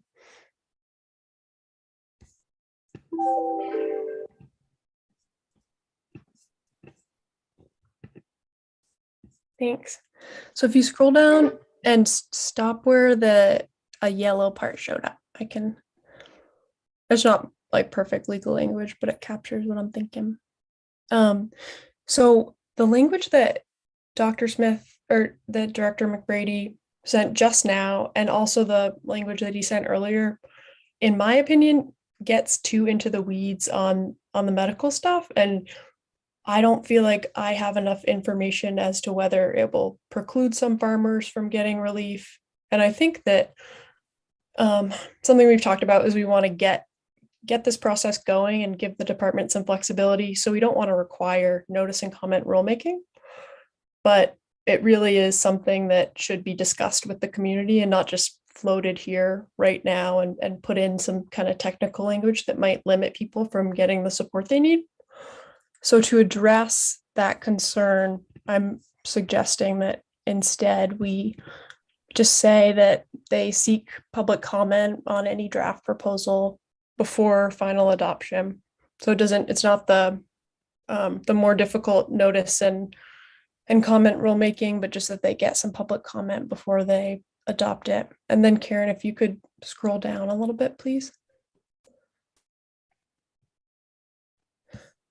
So I just am suggesting that instead of the B that's there and the more complicated B that was suggested by Dr. Smith, that we do this more simple thing and that they can have a public process around the more technical jargon, and the people that are impacted will have the chance to have that discussion. That's what I'm proposing. The only question here, Representative O'Neill, from me is, we've been really good about putting may in, and all of a sudden you put shall in here. So you now have required them to do that. Was that on purpose? Or did you mean to say may, or is may gonna be okay for you? I think it makes sense to put shall, and the reason for that is that the top line says that the department can do it, but it says if they do establish a program with the CDC, then they're going to develop criteria. So it's the optional part is that they may establish it. And then we're saying that if they do that, then they shall establish criteria. And I think that's something that stakeholders could say they're going to do anyway. All right, I would ask Dr. Smith, are you seeing this, Dr. Smith, the yellow part? I am. Can you hear me okay? Yes. Is that? So is this a complete replacement of B? So A would stay as is, Representative O'Neill? That's right. A would stay as is, and then B would just be substituted so that we don't get into those adjectives and risk and that kind of thing. I think that's something that that you and your experts can work on with stakeholders and then hold a public comment rather than we do it in a slapdash manner here. That would feel more comfortable for me to give you that ability to spend time on that with stakeholders. And that was my intent of the language I gave you on B to begin with, is I was worried that the language in B at present was a little too specific with words like medically necessary. Well, what's going to be necessary? And so I was worried that the language there now was too specific and potentially too restrictive. So my language I was offering up was to make it more general. So I think in some ways your language is perhaps even more general. My medical professionals are telling me the term that they would see used more rather than the word relevant or necessary is appropriate, medically appropriate. So that might be the only place where I might suggest you consider using the word appropriate rather than relevant in that. And then this doesn't speak to this, it's not clear when you say medically monitoring, you're getting at the issue that Representative Pluker wanted about now if you find something, what happens?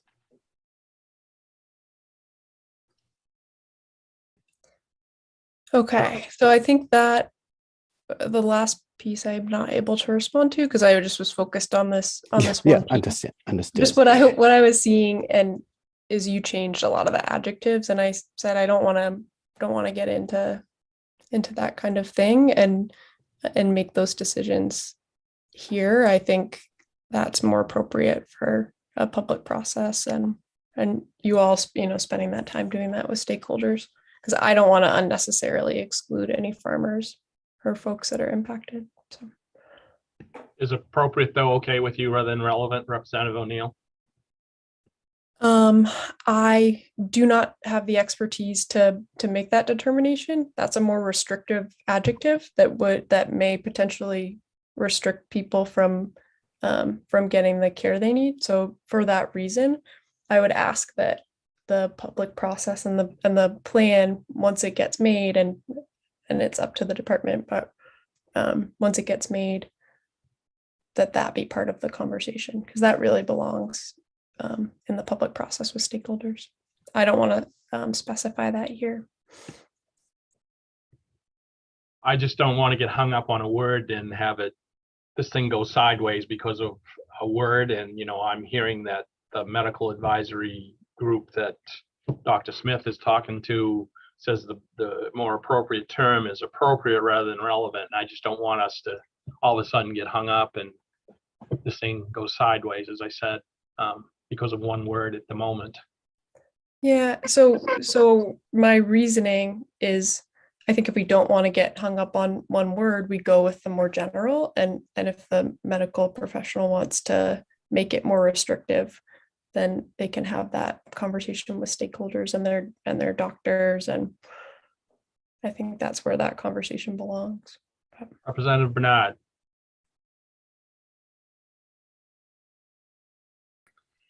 Thanks very much, Senator Dale. Just a qualifying or a question to clarify. And is there anything in this bill, and I may have missed it because it's a big one. The question is there anything in the bill that prioritizes how the money will be spent in terms of, is it research first? Is it paying off health bills first? Is it, income replacement for farms? I just wanted to understand how that's going. And I'm in favor of this bill. I just was curious about that, and maybe it's in there somewhere and I missed it. Representative Pluker, can you respond to that? Yeah, thank you, Mr. Chair. The priorities are set by the committee itself, and that's kind of the power of the committee is, so the committee will listen to the public and they will hopefully have expertise and then refer it back to the department saying, this is the highest priority that we need to focus on now.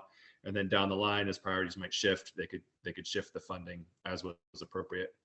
Going into the conversation around medically relevant versus medically appropriate, I think the broad terms make sense. It gives the department a chance to kind of narrow things down in the process of rulemaking and focus where it needs to be done.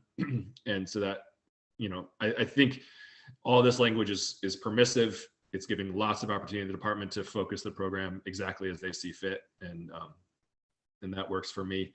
I still want to make sure though, that in the purposes of what we're talking about, we're not just narrowing it to monitoring, but monitoring plus treatment down the line. And so does that sentence that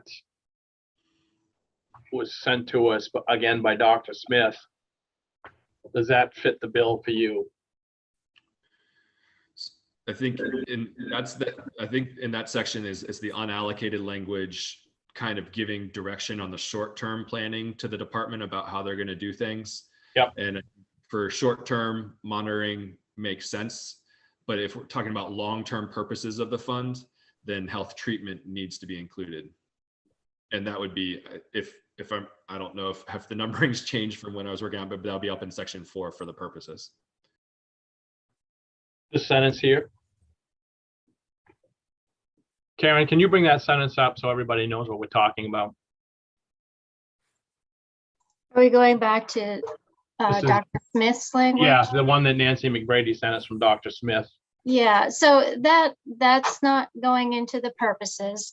That's just amending the unallocated language about the initial plan for monitoring. And that's what Representative O'Neill was amending.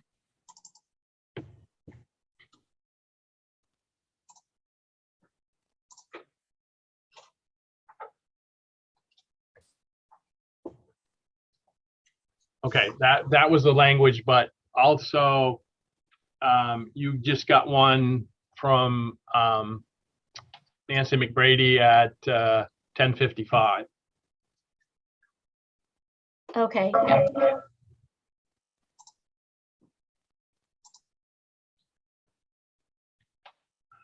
Yeah, so this is the piece that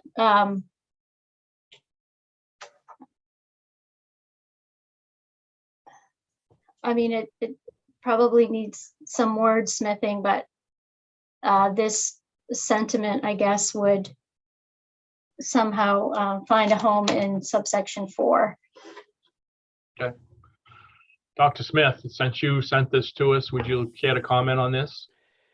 It's the last part of it. The department Right. may develop, right. It's that language. And I was trying to imagine that sitting in 2A3, maybe a 3C, Representative Pluker. So it gets out this separate point you want to make, you have been asking to make, is that there is this opportunity to cover health effects that are found based on the monitoring work that is done. And then the question is, what criteria do we want to consider? And I think this would be something that would have to be developed as to if you see health effects, whether or not they're related to PFAS exposure.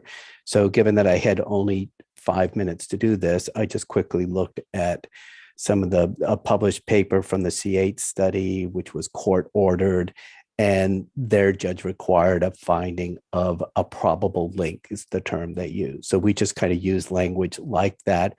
They have publications that talk about where they've found probable links. That doesn't mean we have to adopt that, but it just gives you some language that's out there that's been used in a legal setting. So you can come up with other language, but there are, you can find health effects, but what if you find health effects and there's no evidence to suggest they're related with PFAS exposure? Do you still want the state to be covering those? And so I'm just trying to give you some suggested language for that. Senator Dill? Yes. So, so I guess from what I just heard, there would, and I, don't know where the committee is on this, but this language would be added to the unallocated language about monitoring and the initial plan. And so a subset of this or a component of this would be also relayed in the purposes under subsection 4, where healthcare costs, the state would be providing assistance to persons whose there are healthcare costs. And I guess the term of art may be, probable healthcare issues due to PFAS exposure, something to that effect. So this would reside in 2 places, kind of. Okay. Representative Pluka, what are your thoughts on that? I'm getting turned around, honestly. Okay, so what Karen was just describing was something in section 4 under purposes. And I think what we have here from Dr. Smith is going under the short-term unallocated language. Is that right? And so we're talking about 2 different sections. Yes. So I think his language is more specific to the unallocated, where the department is authorized to develop criteria. Okay, so that's in the unallocated, but then we need to add, from what I'm hearing from our discussion, from way back and repeated throughout the morning, is that we need to add another purpose that makes it clear that the state is going to assist those beyond just the initial monitoring with healthcare costs. So some of this language could be also included in that purpose. Yeah. The probable cause, or I mean, it will need to be wordsmith, but it would be kind of in two places. Yeah, I don't think we want to include probable cause language in our purposes. No, I don't mean like criminal law. No. But probable seemed to be the term that Dr. Smith used. I think in purposes, we don't need to talk about what is probable or not probable. I think it's just like our intent is to cover health treatment for people who have been affected by PFAS contamination. And then if we want to try to be more restrictive in unallocated language, I'm open to that conversation. And that's where I'm at, if that makes any sense. Okay. This one that's on the screen share right now, this one is basically, I think, are we comparing this language to Representative O'Neill's language? Is that kind of, we're saying either one or the other is going in? I think this is being, go ahead, Dr. Smith, you sent it to us, so. Yeah, no, I'm viewing this as completely separate from the current A or the B with the language I suggested, or the language that O'Neill. This would be a third category. If you have blood testing is one thing now that you've got language, so sort of giving our sense of your intent on thinking around blood testing. We have another area which is your intent on thinking around medical monitoring. Then what I heard, I thought from you, Representative Bluger, is you wanted a third category of things in this broad health related area that is, providing assistance with the cost of health, of care, of health effects that have been identified through monitoring. And so really, I just would encourage you to think about it as, here's language that you could use. And the question is, within that language, what do you want to say about any sort of giving us guidance as we go to develop this criteria of thinking about whether or not there's any linkage between the health effect that's been found and PFAS exposure.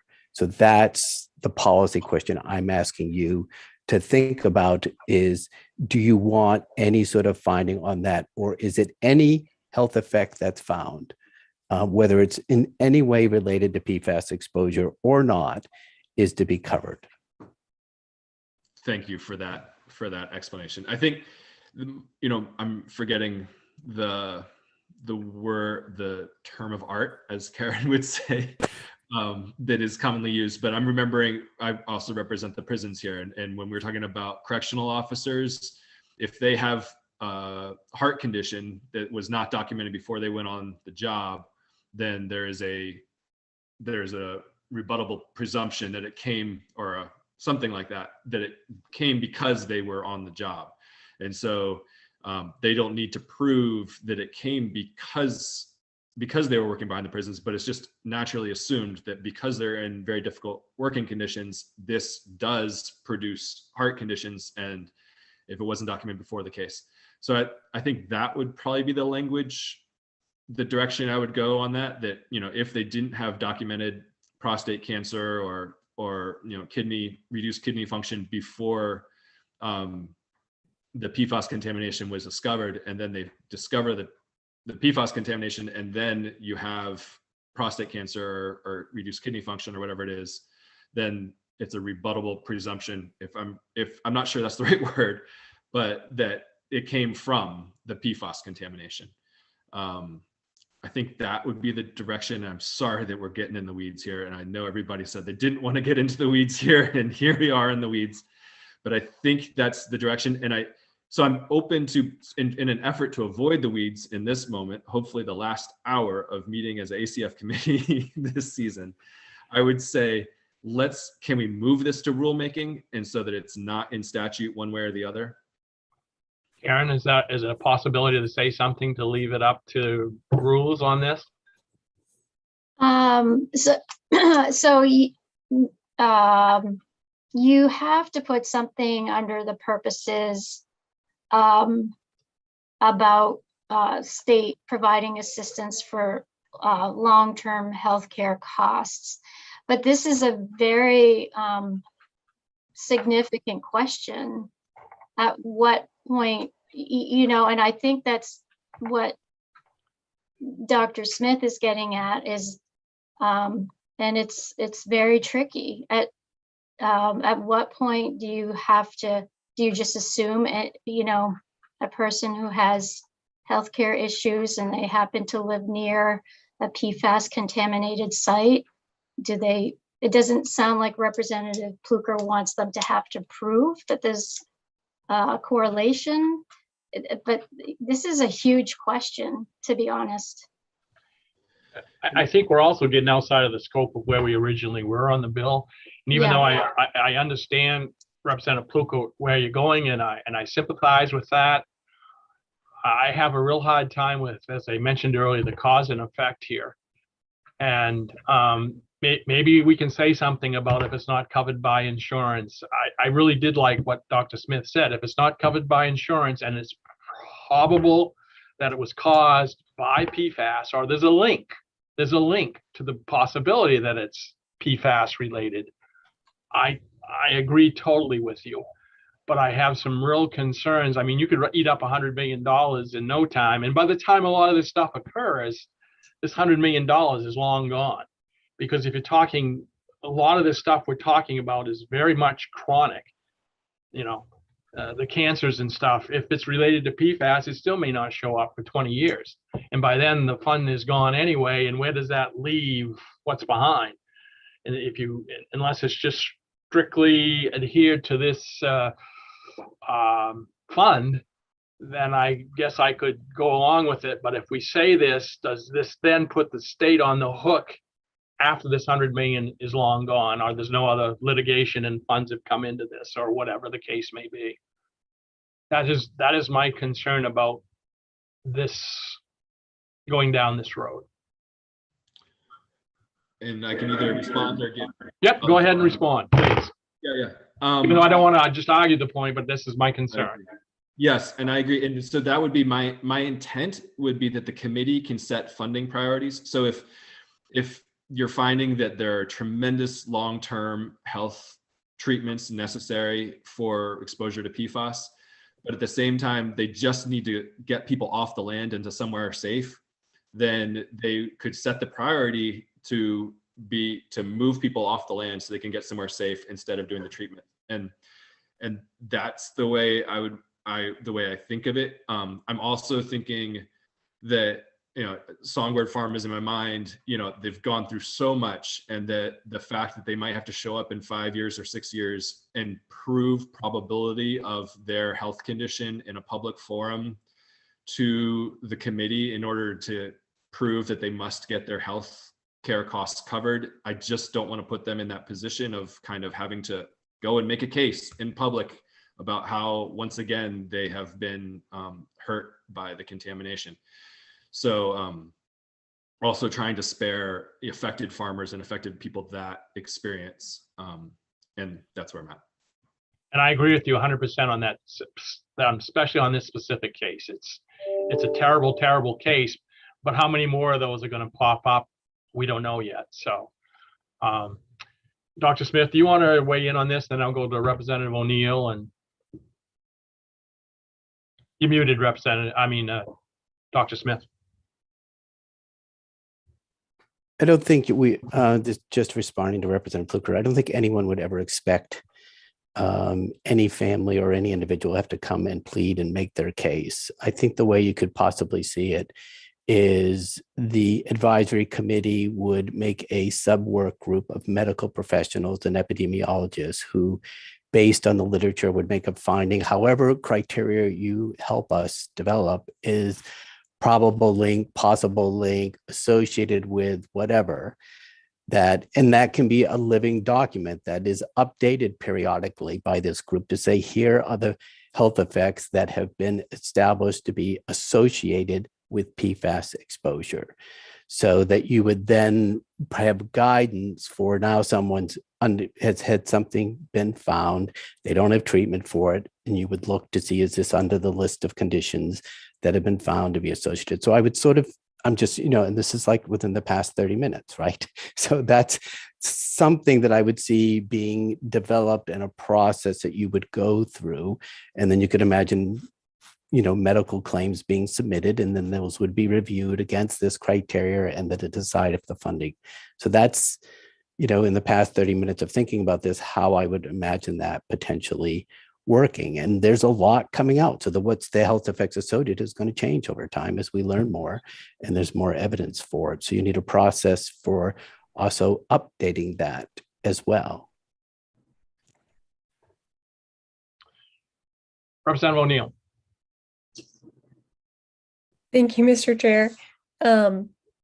So I think that on these pieces, I agree with Representative Pluker when what he's saying is we don't need to get into these legalistic details. It's not a court case. That this is more the role of the committee to do through a public process. I don't think we need to get into that level of detail of what level of evidence does somebody have to present or something like that.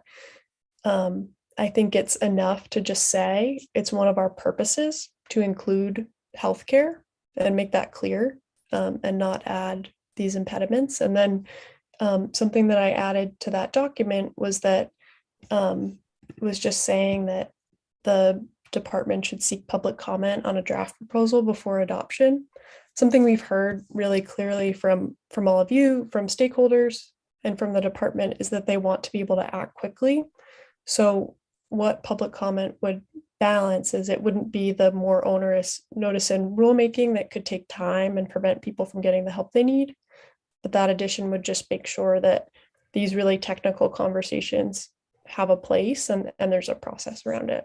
So that way we just put in that, like Representative Pluker and Senator Black were saying, that we want to address healthcare needs and have that be a possible purpose. And then if moving forward that gets addressed, that there's a process around establishing these pieces. But I don't think we need so what to you're saying do is that very, here. very general, right? Representative O'Neill? Yeah. I just Yeah, heard you think say it- like and it 5 or fits 6 in words. with all of our other purposes that we've done, which are also general. So. Okay. Did you catch that, Karen, more or less? Yeah, so basically the purpose around assisting the persons with health effects associated with PFAS would be worded very generally. And to be determined by the advisory committee or something to that effect. Is that what I was hearing you say, Representative O'Neill? Well, I think if you go down to the Section 2A, initial plans and priorities, it gives those couple things that we're saying they may establish. So I think maybe we could add, in addition to medical monitoring and healthcare, and then that would just match up. Because the reason that we are adding it up top for the other pieces, I don't want to make it more confusing, but it just would make it match the purpose, if that makes sense. I don't think we have to get into this complicated stuff about the level of evidence and things like that. I think that's something the public process can sort out if we just put one sentence providing for that process. Okay. Senator Black. Thank you, Mr. Chair. A lot of good conversation, a lot of questions being brought up. I mean, I'm getting emails yesterday and today about other concerns that I haven't brought up here in regards to, worrying about, is the money going to be all siphoned off on other issues? Is it going to really get to the farmers that need it, and And that's a big concern of some people out there because of their incomes and their mortgages and that kind of stuff. And this is so broad and so big that, you know, I hear Senator Maxim's concern that we take the time today and do this, you know, but are we doing the work of the committee? Are we getting into the weeds too far? I've got concerns. You know, are we going to get that income? You know, we talked a lot about health issues and wells and that kind of stuff. And we, you know, that is a concern, a high priority. But are we just continually beating this drum to death? Do we need to move on and allow the committee to do their work and to set up study groups and come back in January? I mean, we need to get this on the ground. We need to get this moving. I think we could spend, as Senator Maxim said, we could spend days discussing this. This is a broad issue, and we're not going to bring it all, you know, make clarity. I've been told by people on, you know, that we need to, well, I'll support the $100 million, but I need to define it. I need to know where that money is going to go before I'll support it from other legislators. We can't do that today because until this committee meets and starts studying, we don't know all the issues. We don't know how many neighbors' wells are going to be polluted. We don't know how many commercial and hobby farmers are going to be affected. So, you know, I would like to see this, you know, even though this conversation has been good and out of respect for the, you know, the situation on the ground, you know, I'd love to spend a week on it, and we probably should, but we need to move on and we need to get this committee out there working and they do the fact finding and move on. So I would like to see us at some point here, I would like to make a motion when the chair feels it's appropriate. Amy Carlton. Just wanted to note on, and not on the medical side, I just forwarded an email or sent an email to you, Karen. We did check in with our AG on the word fund versus trust reference.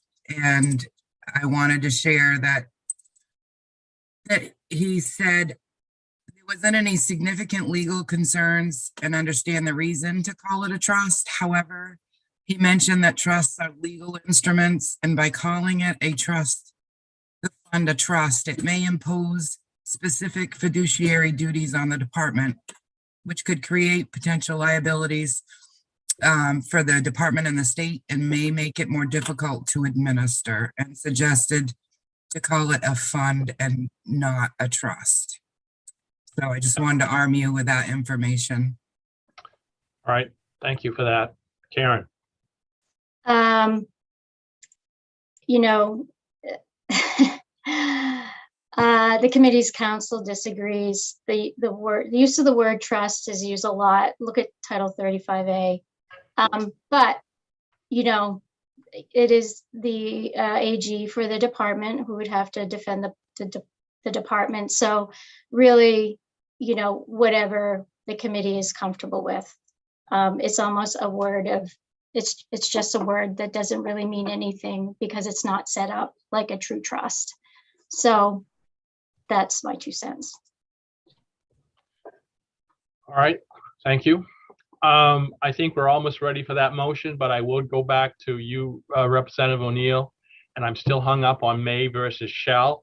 And if you turn that to may, I'm all ready to vote for this rather than shall. I'm just a little nervous once everything else we've really done. And I heard your explanation that above it says may, and once they've done it, you're saying that they shall do it. But I think I'd really like to see that be may rather than shall, because we were very cautious.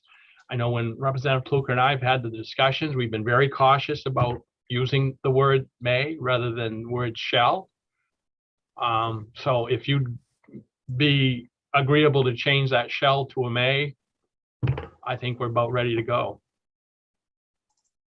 I do. Yeah, I think, and I can send that out again, just to be clear. I just added healthcare to the bottom.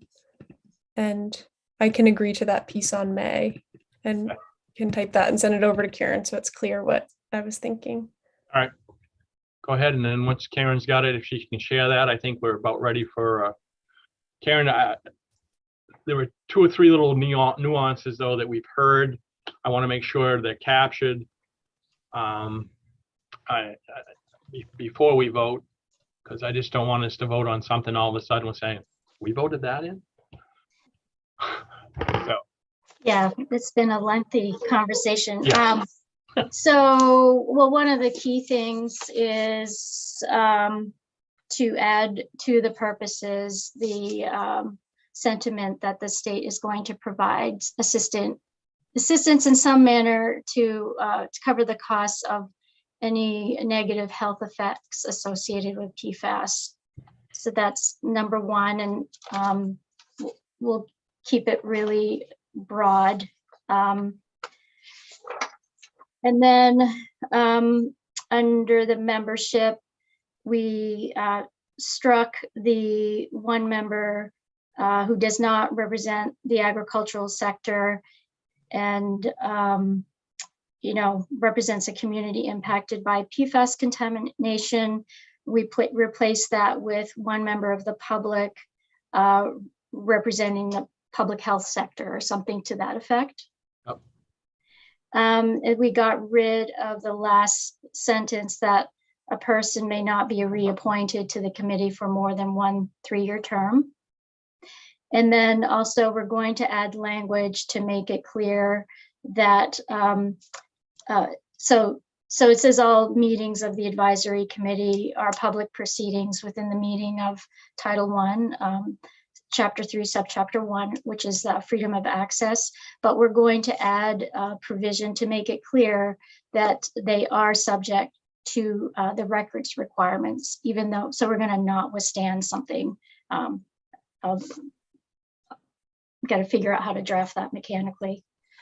And then we're going to take Representative O'Neill's amendment, which I can screen share now.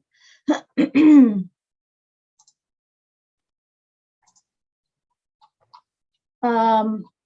me scroll down. So there were,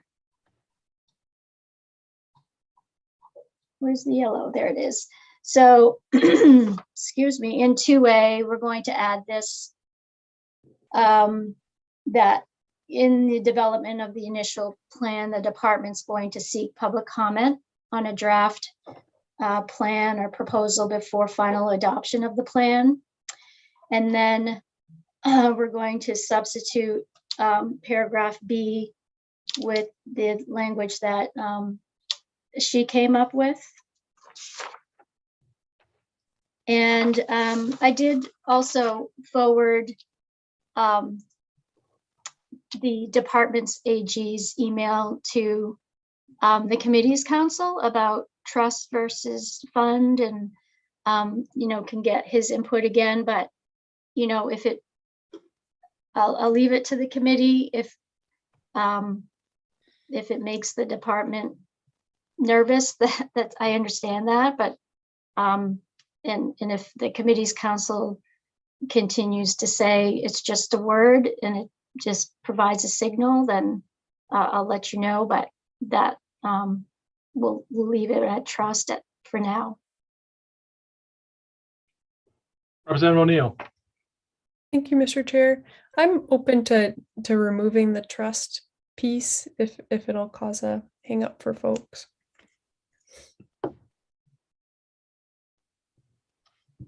Folks, committee members, trust versus fund, what do you think? I don't know that it matters. I think if we say trust, I'm not sure that it's going to make it any more sacred than if we say fund. Going down the road, if 3 years from now we're in a super bind and they're looking for money, we know how all that goes with legislature. Been there before, so I hope we can keep it sacred. But Representative Pluker. Is that the kind of change that could be handled in language review, which I assume we're going to have Monday if we have the nomination on Monday, and And so there could be an opportunity for just a little bit more legal analysis of that question. Yeah, because at noontime, we do have the confirmation hearing, and that quote is our last ACF meeting. So, and yes, we have to have language review, so, because this is pretty in-depth after we vote on it today. Representative Schofield? Yeah, I think if the department is more comfortable with the word fund, and it seems to be that it's not important one way or the other, I think we should go with the department's concerns and replace it with the word fund. Sounds good. Senator Black? Thank you, Mr. Chair. I'd make a motion to move as amended this morning up to pass. Seconded. It's been moved by Senator Black, seconded by Representative Underwood. Any further discussion?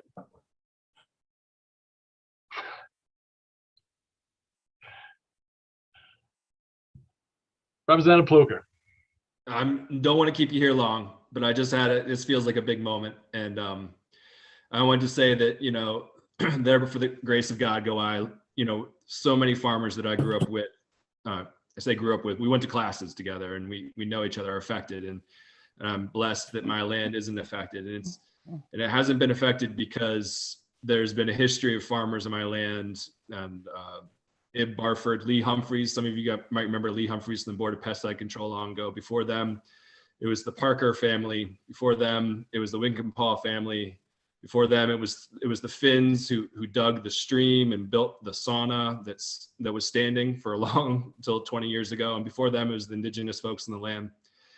And it's the story of stewards caring for my land, and I'm the beneficiary of it. And I'm blessed, and I'm grateful, and I'm thankful, and I'm thankful for the committee, you know, continuing that legacy of stewardship that we have for the entire state, that I think this bill represents. And I really appreciate all the hard work and the frustration and the late nights that everyone's put into it. Thank you.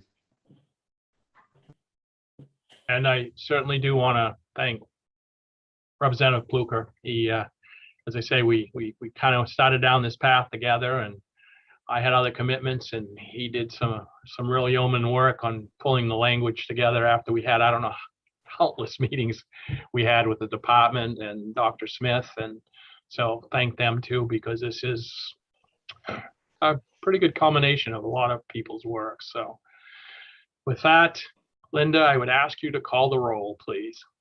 Yes, starting with you, Senator Dill. A resounding yes. Senator Black. Yes. Senator Maxman. Yes. Representative O'Neill. Yes. Representative Hall. Yes. Representative Schofield. Yes. Representative Osher. Yes. Representative Underwood. Yes. Representative Landry. Yes. Representative Pluker. Yes. Representative Gifford. Yes. Representative McCray is not here, and Representative Bernard. I put a little bit of Irish luck on this just for this vote. Yes. And that makes it 12 in favor of the motion and 1 absent. Senator Dill, if I might, I think Representative McCray is traveling, and he said he was listening. Oh, that's right. So I'm not sure if he's there or not, but I'm talking right now to buy him some time to either tune in or not. So there you have it, and I'll turn it back over to you, Senator Dill. No, I hear you. I will delay the final vote just for a couple minutes. He did say he was going to listen and was going to hopefully pull over. I see him popping up. Once we can see him and hear him, there we go. Believe it or not, just as you were ready to call for a vote, I lost my internet on the highway, but I got it back. I'm on a roll. I vote yes. All Thank you very right. much. It's unanimous, 13 in favor. All right, on LD 2013, it is a unanimous vote. And again, I want to thank everybody for their hard work on this. I will close the work session on this LD. Representative Underwood. You're muted, Representative. I just want to thank all the supporting personnel today that helped us put this meeting on. Appreciate it and thank you. Have a great one. We still have some more things to do. We got to go back to the budget, and there are 3 or 4 things in there that we have to do, and one of which is to put PFAS in the budget. But I'm hoping we can kind of take that little bit of information that we had at the end of the bill that Amy Carlton supplied, and we can hopefully, and I will ask that of both Amy and Karen, but when we get there. But I will open up the work session on the budget, and I'll go back to Karen and we can go back down through it. There were 2 or 3 things where we needed to make a couple of hopefully adjustments in the budget. I think some other folks wanted to put some things in the budget. So if you want to pull that up, Karen, I don't know if you need to pull the budget up itself. It might be useful. Yeah, excuse me. So I don't know if you want to go right to the PFAS initiative. No, but- let's do the other things, and Okay. we'll do the PFAS last, just kind of as a culminating whatever for us. Yeah. Okay. So there were, I think there was really only one other.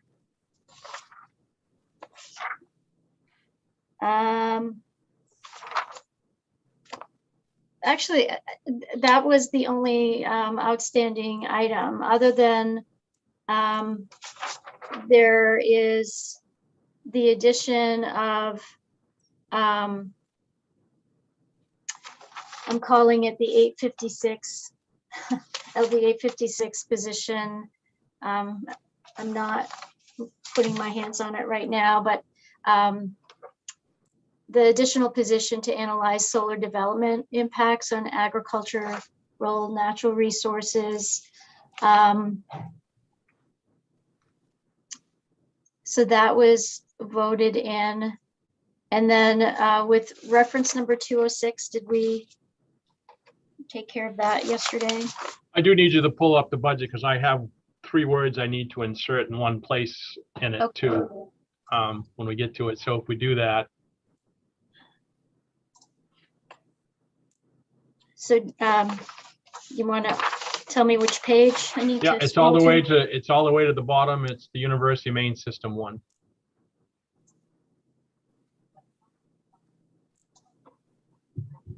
Yeah. And this kind of it made me think of it from what Amy suggested about some of their accounts. We're in the same boat as they are, is at the end of the fiscal year. If you have monies left over, it has to be taken out and goes to the systems office, and you have to request permission to get it back. But I think if we said at the very end of this, where it says research laboratory into a non-lapsing fund, which is the terminology that she used, that will help us out tremendously there. And if no one has any objection to that, that's the only thing that I would say. That way it's ongoing. We don't have to get a new account every year, etc. Okay, so the initiative reads provides ongoing funding for additional operational costs associated with arthropod management, research, education, and outreach within UMaine Cooperative Extension Diagnostic and Research Laboratory. In a non-lapsing fund.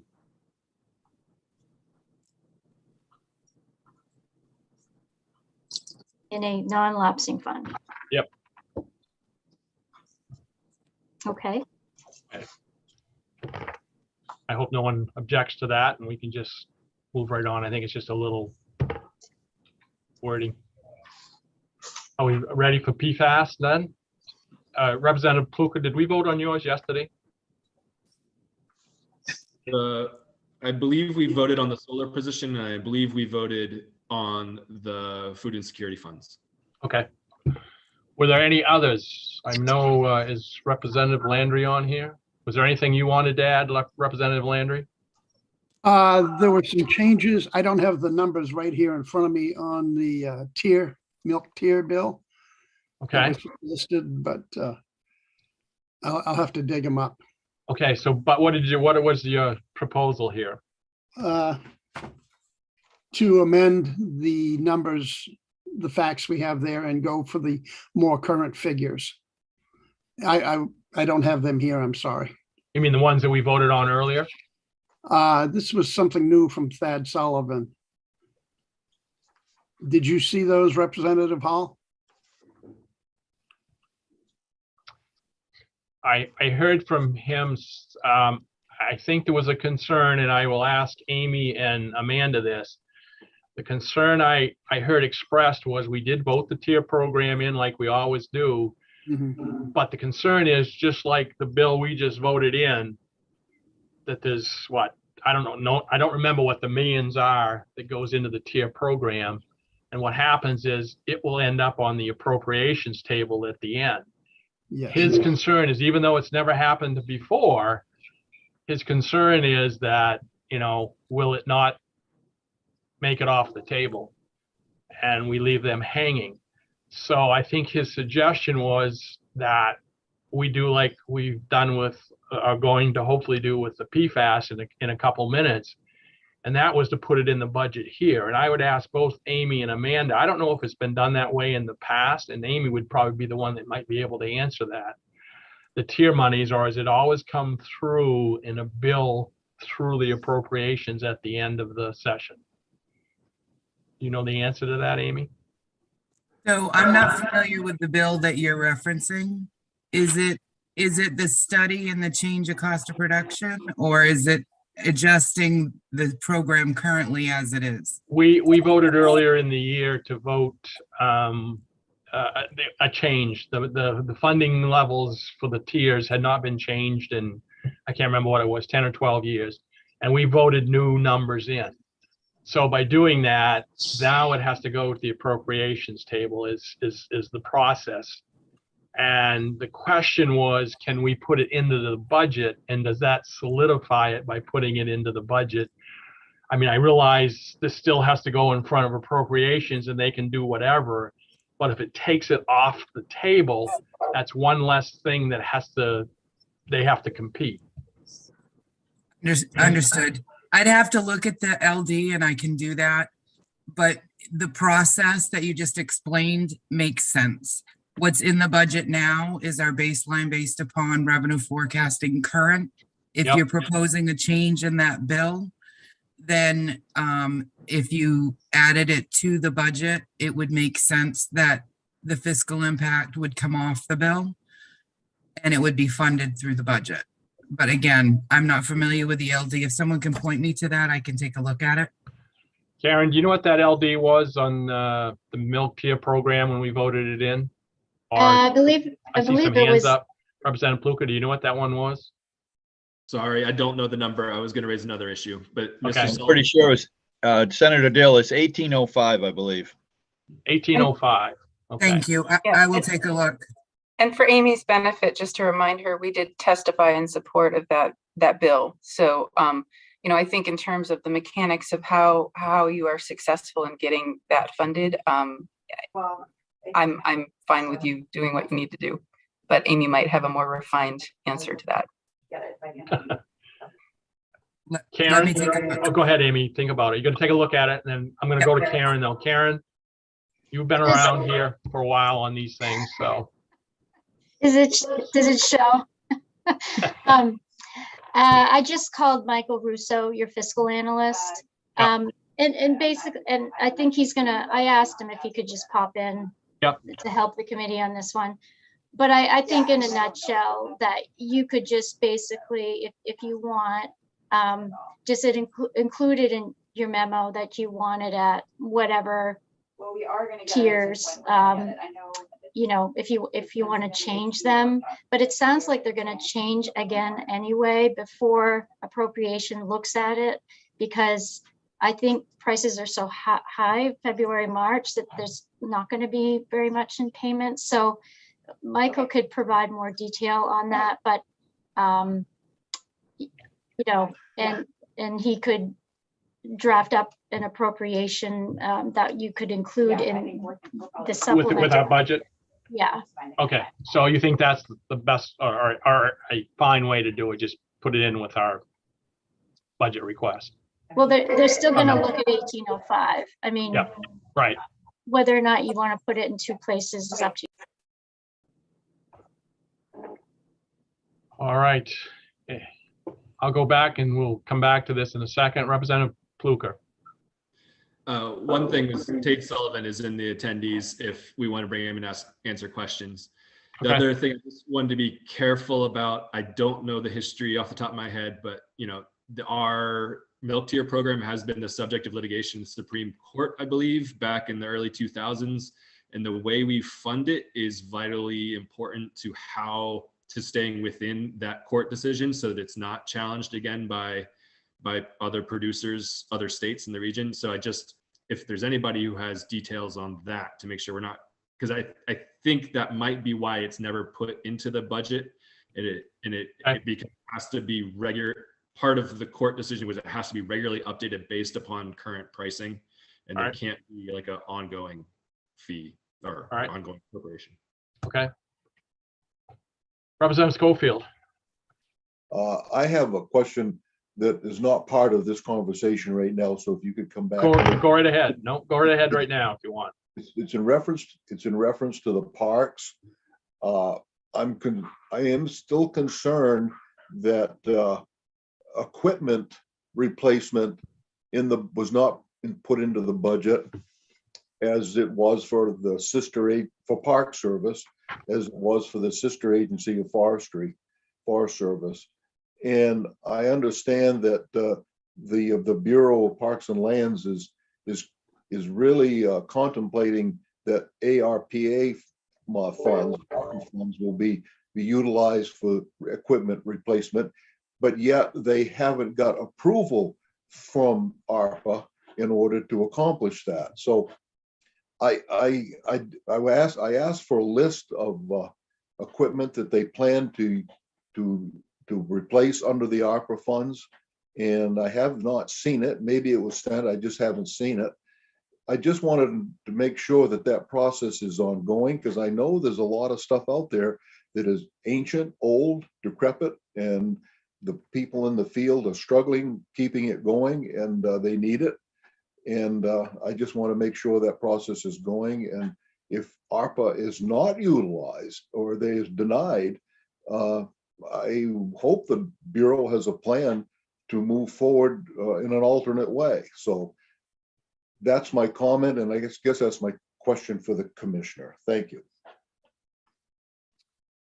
Yes, actually, we had sent that over in the last set of answers that we had for the last work session that we did, or the last time we had questions. And I'm not sure, Karen, did you receive that? Yes, and I forwarded it. I'm looking for it right now. I mean, if it would be helpful, maybe you could screen share it if Representative Schofield hasn't seen it yet. But so we did send over a list of things that we, you're right, we were hoping that we were going to be successful in getting some of those needs funded through ARPA. And so none of the other bureaus had that opportunity, which is why they did ask for equipment needs in the supplemental budget.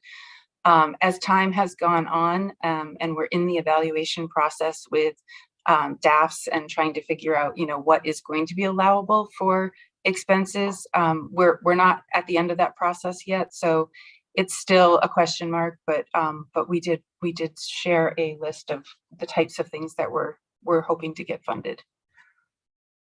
All right, thank you. I will look for that. I somehow missed that, but I do appreciate that, and I just wanted to reiterate the concern, and I'm glad that you're on top of it, and we'll continue to stay on top of it, and I'm sure I'll see some results. Thank you. Senator Black.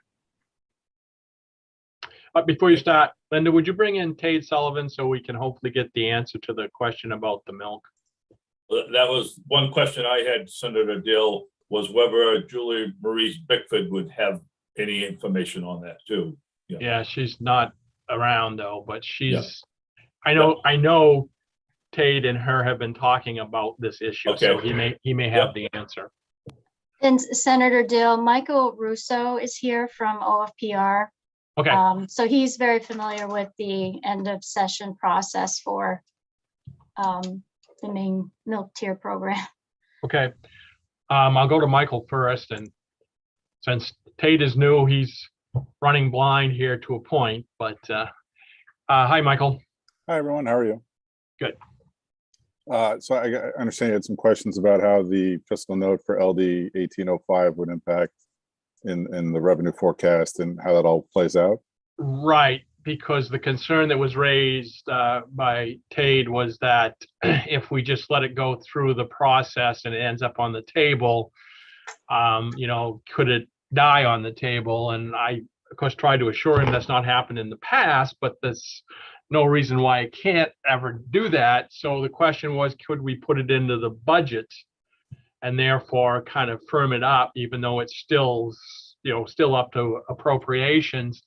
And Representative Pluker brought up the point that there had been a lawsuit at one point over the tier program, and he thought there may have been some agreement that it had to be through a bill and a law passed every year rather than actually put into the budget. So I guess that's where we are. Okay. Just kind of to back up a little bit. Yep. The tier program transfers are in statute. They're not part of a budgetary requirement. So we account for them in the budget, but they're in statute separate from everything else that's in the budget. So that happens according to the instructions that the legislature has given the milk tier and the milk commission. So what you're doing is approving a rule change that changes the producer margins. But the RFC has already adjusted them for information that Julia Marie Bickford has given me for the milk forecast. And you'll see in I think it's been released, the RFC made some changes. Prices are a little bit higher, so there wasn't actually any payments in. At the time, it was February. Now it's February and March. So the RFC process works entirely different than the 1805 process. 1805 is recommending an adoption of the rule change. That's going to end up on the special appropriations table because it impacts the general fund transfer that's laid out in statute. When AFA takes a look at 1805 to either move it off of the special appropriations table or exempt it or whatever action they choose to do, I'll go through and update it again to reflect the newest changes in the RFC. It's kind of in limbo right now because the RFC has happened, but no one's taken a look at 1805 yet. I can do it in the background, but until they actually make an action on it, those changes wouldn't happen yet. Okay. So is your suggestion that we don't need to put it in the budget because the process actually is there and should go forward as it has for many years? Yes. You can certainly recommend in your report back that the AFA committee should consider taking some action on 1805. I mean, that's always the committee's purview. But the 1805 adoption is not going to affect the milk tier program transfers because those are separate. Those already happen in statute. All you're doing is recommending an update to the producer margins, and that's what's causing the special appropriations table holdup because that impacts the transfer. But you're not saying the transfer is not going to happen or is going to happen. That happens regardless of what the committee chooses to do. Okay, great, thank you. Senator Black? No, I forgot to take my hand down, sorry. Oh, okay. Does that answer everybody's question? Then what we'll do is we'll just include it as Karen suggested in a memo that we'll send along with our report back. Does that suit everybody? I will just go to you, Tate, since we brought you in because you were the one that brought it up. Is this satisfies your concerns you thought you had? I appreciate that. And I think as Mr. Russo specified, Mr. Chairman, the bill is set in law. And so you're not in danger of not funding the bill going forward. I think what we were looking to address was the increased costs of appropriations because of the change of the tier levels. And if a simple memo attached to the departmental budget suffices to do that, that's acceptable to us. but we want to make sure that they're funded at the increased levels that the committee unanimously approved and the House unanimously approved.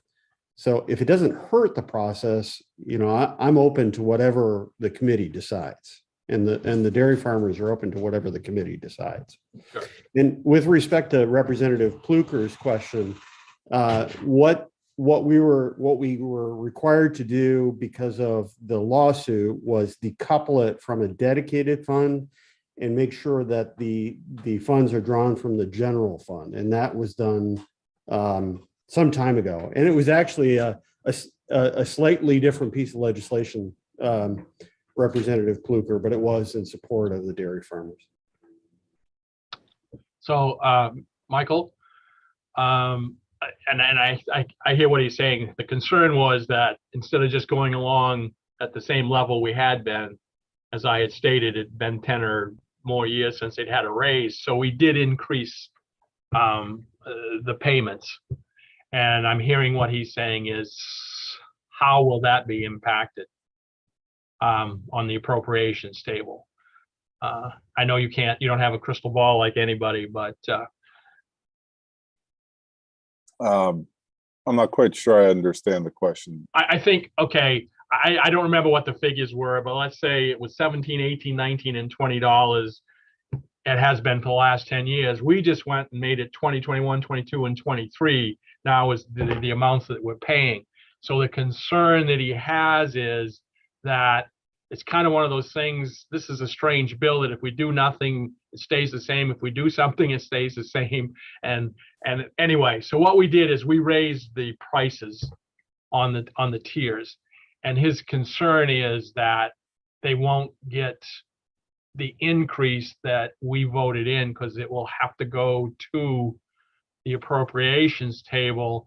And since we raised it, if everything had stayed the same, that could have increased the amount of the appropriation needed.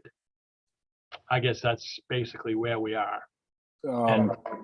Dave, is that what you're looking at? That is correct. In terms of AFA adjusting the margins, the producer pricing, I don't know if they would go ahead and do that. That's something they theoretically could do, but I don't think that's an action that they would take. It would either just be to no or yes or no it. There is the possibility that someone might decide, well, instead of $23, we want to do 21.5. Right. I don't think that's a likely outcome, mostly because that impacts a variety of other decisions that have been made. I can't speak for FA, but the most likely outcome will be they'll take a look at it and they'll either move it off of the table and just fund it at whatever the new level is, which incorporates the new RFC, or they won't take any action. And then the process that's laid out in the major substantive rules would take effect, which would be if the legislature fails to act, the pricing would go into effect anyway. Right, but the old pricing, not the new pricing. I believe the new pricing, whatever is in the rule. Okay, Karen's shaking her head too, so.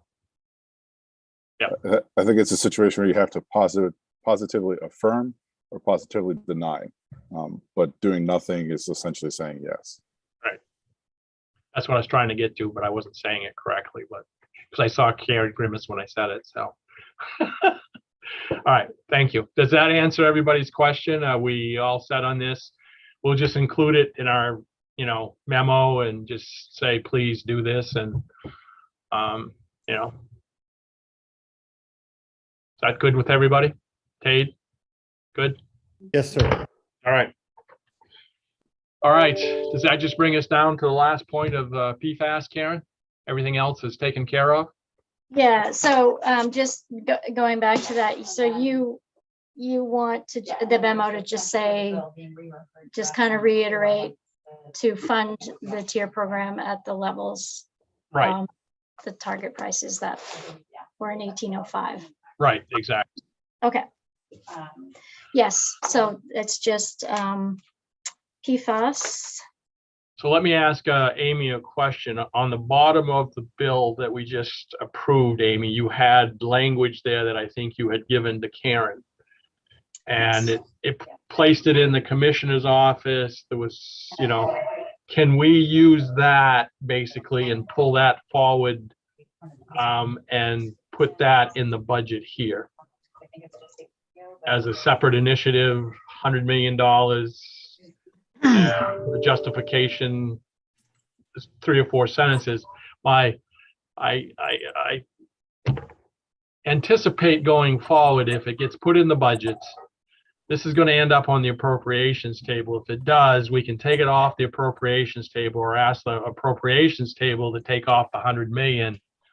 And then we would vote on the guts of the bill, because if we don't have the guts of the bill, we're kind of dead. You got $100 million sitting there without telling you how or what or why to spend it. So we have to strategize going forward. And so I guess I'm asking both Amy and Karen, is this the place to put it? And do we just use that same language that Amy gave Karen? Karen, can you pull that up? Yeah, that's what I was trying to do. So many emails. Right. So yes, I mean, that's what I was going to ask. My assumption is that, whatever appropriation and allocation section was put in LD 2013, that the committee would also want to put that in the supplemental budget. So you have two bites at the apple. Right, exactly. And then you'll need to go into language part P and amend that as well. Right. But I just want to make sure that everybody here is okay with doing it this way, the committee as well as the department, that will put this language in the budget. Representative Schofield, you have your hand up? No, No, not yet. not yet. Okay. I think, my. Amy? Yes, I wanted to add, so what I think, Karen, you'd need to do is request an additional initiative to be added, which would be outlined here as it shows here as an initiative. I would suggest not amending the current language with the hope to try to keep these very separate, the 3 million that's already there versus the language for the others. So if something gets tripped up or what have you, they're not commingled. Right. This would be a separate initiative. That's what you're saying, Amy? Yep. Correct. And a separate language item as well. Oh, okay. All right. So can you go to the language, Karen? You're muted. Can you go to the language of part P so at least we can see it, please? I know I'm challenging you here after 3 hours. So what Amy's saying or what I just heard is that rather than amending this, just add an additional language piece that would correspond with the additional initiative that you just saw. But where does it go? Is it part PP? Is it part P1? Is it, I don't know. That's what I'm asking. Yeah. We can. Amy, do you have a thought on that? Yeah. I would recommend, when you're recommending the additional initiative, that you recommend another language piece to be written in those words. And they could. Yeah. And then appropriations would designate where it falls. Okay. Yeah. All right. Alphabetically, because there may actually, this is just a chunk of the overall budget. So the other alphabet letters are taken and we don't know where this would fall. All right. Any other questions on this before we move it in? If someone hopefully will move it in. So moved. It's been moved in. Any discussion? Yeah. Is anyone opposed to moving it in? It's unanimous except for Senator Black because I don't see him. So how many are there here? 1, 2, 3.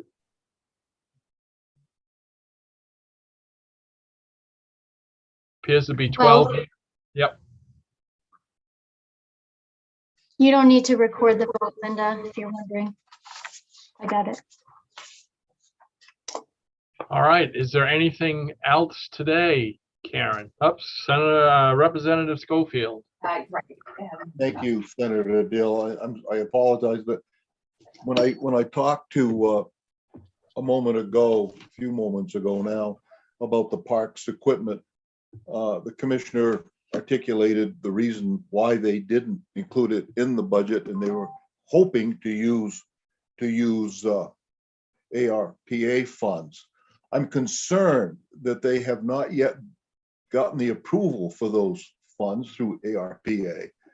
And I would like to include in this budget at least the top three tier items that they sent out. I did find that, and I think that ATVs, snowmobiles, and mowers, if Karen has a way to bring that up, I'm not sure if she has, and we've beat up on her quite a bit today, but if there's a way we could get that input in, I don't know the amounts, but if we could get that put in, I'd appreciate discussing that.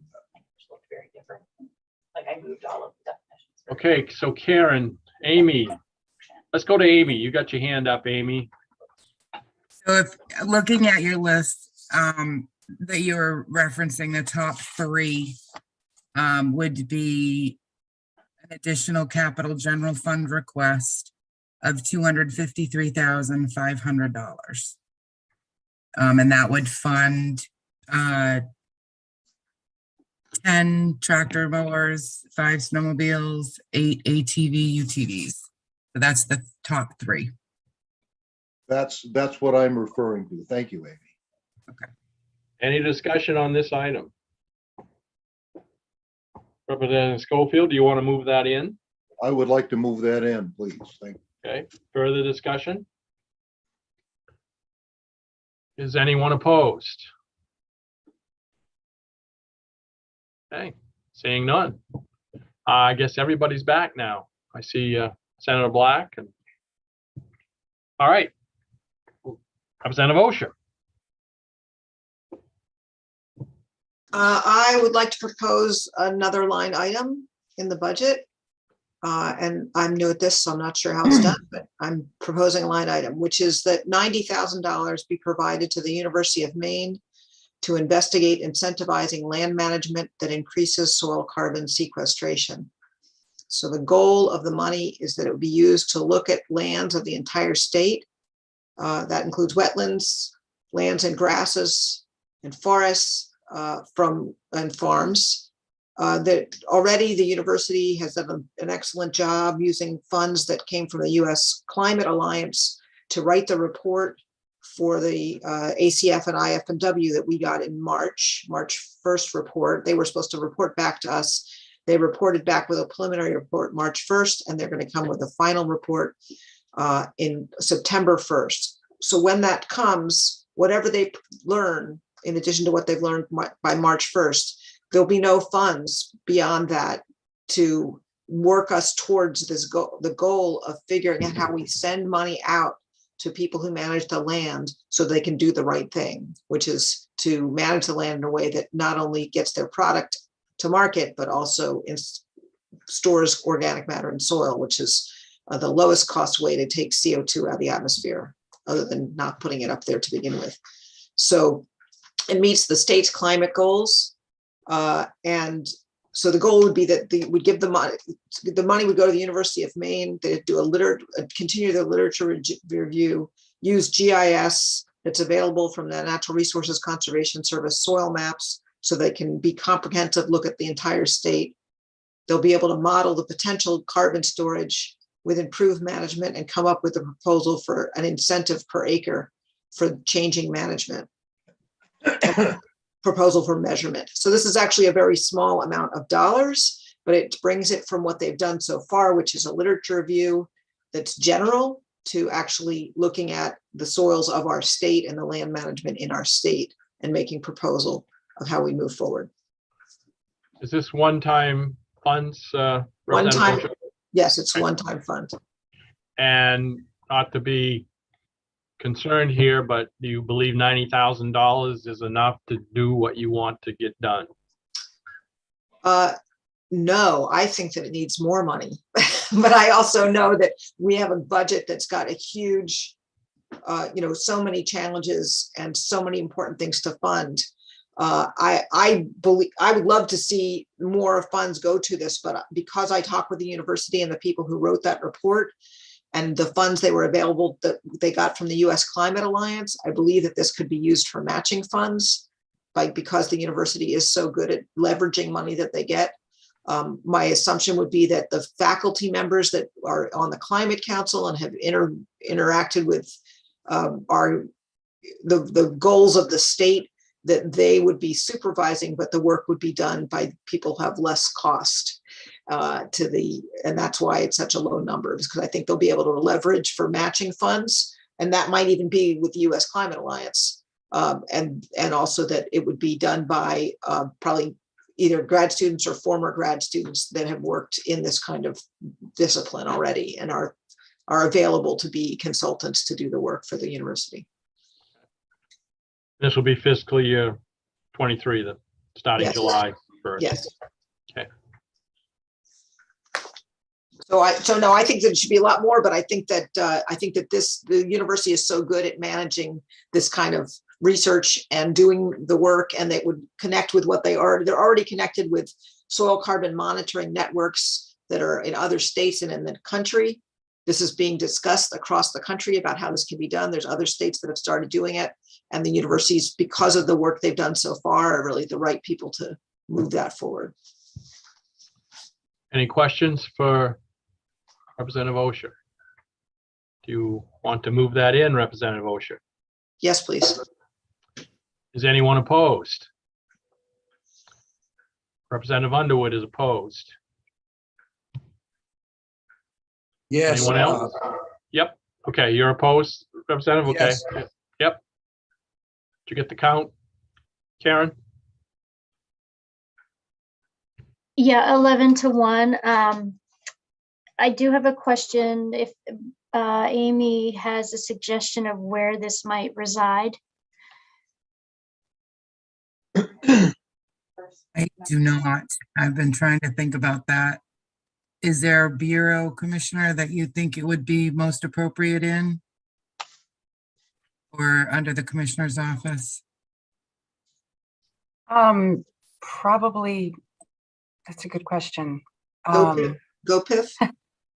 Didn't have a lot of time to think about this. Representative Osher, where did you suggest? I said GoPIF, but then I realized, no, I do want it to go to ACF. So I don't know. Excuse my interruption. Yeah, I guess I would ask Amy, what's your best educated guess here? Well, for lack of another place, we can put it in the offices of the Commissioner for now. And if we need to propose to move it later, at least it's established somewhere and it's a move. Yep. Okay. Does that make sense? Yes, thank you. I mean, we don't need to know like appropriation program number or anything like that, but just generally. So that works. And I think you will for the initiative. This will be a new initiative. I'm actually behind the scenes trying to write you the parks one as well, so you have that ready. Representative Underwood.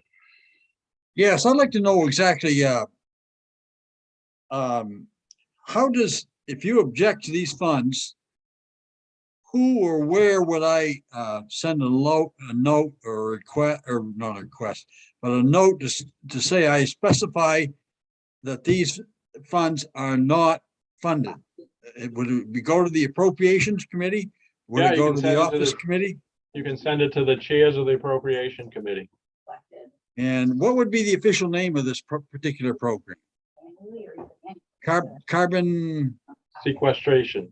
Incentivizing soil carbon sequestration. Carbon sequestration. Thank you very much. Other questions? On that. All right, I just want to say, I want to thank everybody. I know we're going to meet Monday briefly, but I just want to thank you all for the past 4 years that I've chaired this committee. As you know, I'm termed out, and so I won't be the chair of this committee any longer, or who knows if I'll be on it. So I just want to thank everybody. It's certainly been an interesting 4 years. And I want to specifically thank Karen, who's been with this committee for many years now, through thick and thin. And thank you all. Senator Dill, I would just like to say that I thank you for chairing this committee. It's been my pleasure and honor to serve on it for the last 3 terms with you. And you have made it an enjoyable experience, and we appreciate it. I too am term limited out, and I will miss you all going forward. So thank you, Senator Dill, and thank you, everyone else. Representative Gifford. Senator Dill, I want to thank you. You've been an excellent chair. This is my second time on the Ag Committee. You've done an excellent job, and you chair a job, and all the people that support us have done a great job. And I want to thank you personally for that. And I appreciate your hard work. Thank you. Senator Black. Thank you, Senator Dill, for doing an excellent job of chairing this committee. The problem is that I've been on this committee with you for 12 years, and I'm afraid that neither one of us is probably going anywhere. Maybe not. We'll see. All right. With that, I'll have a motion to adjourn by Representative Landry, seconded by Representative Bernard. All in favor, wave at us.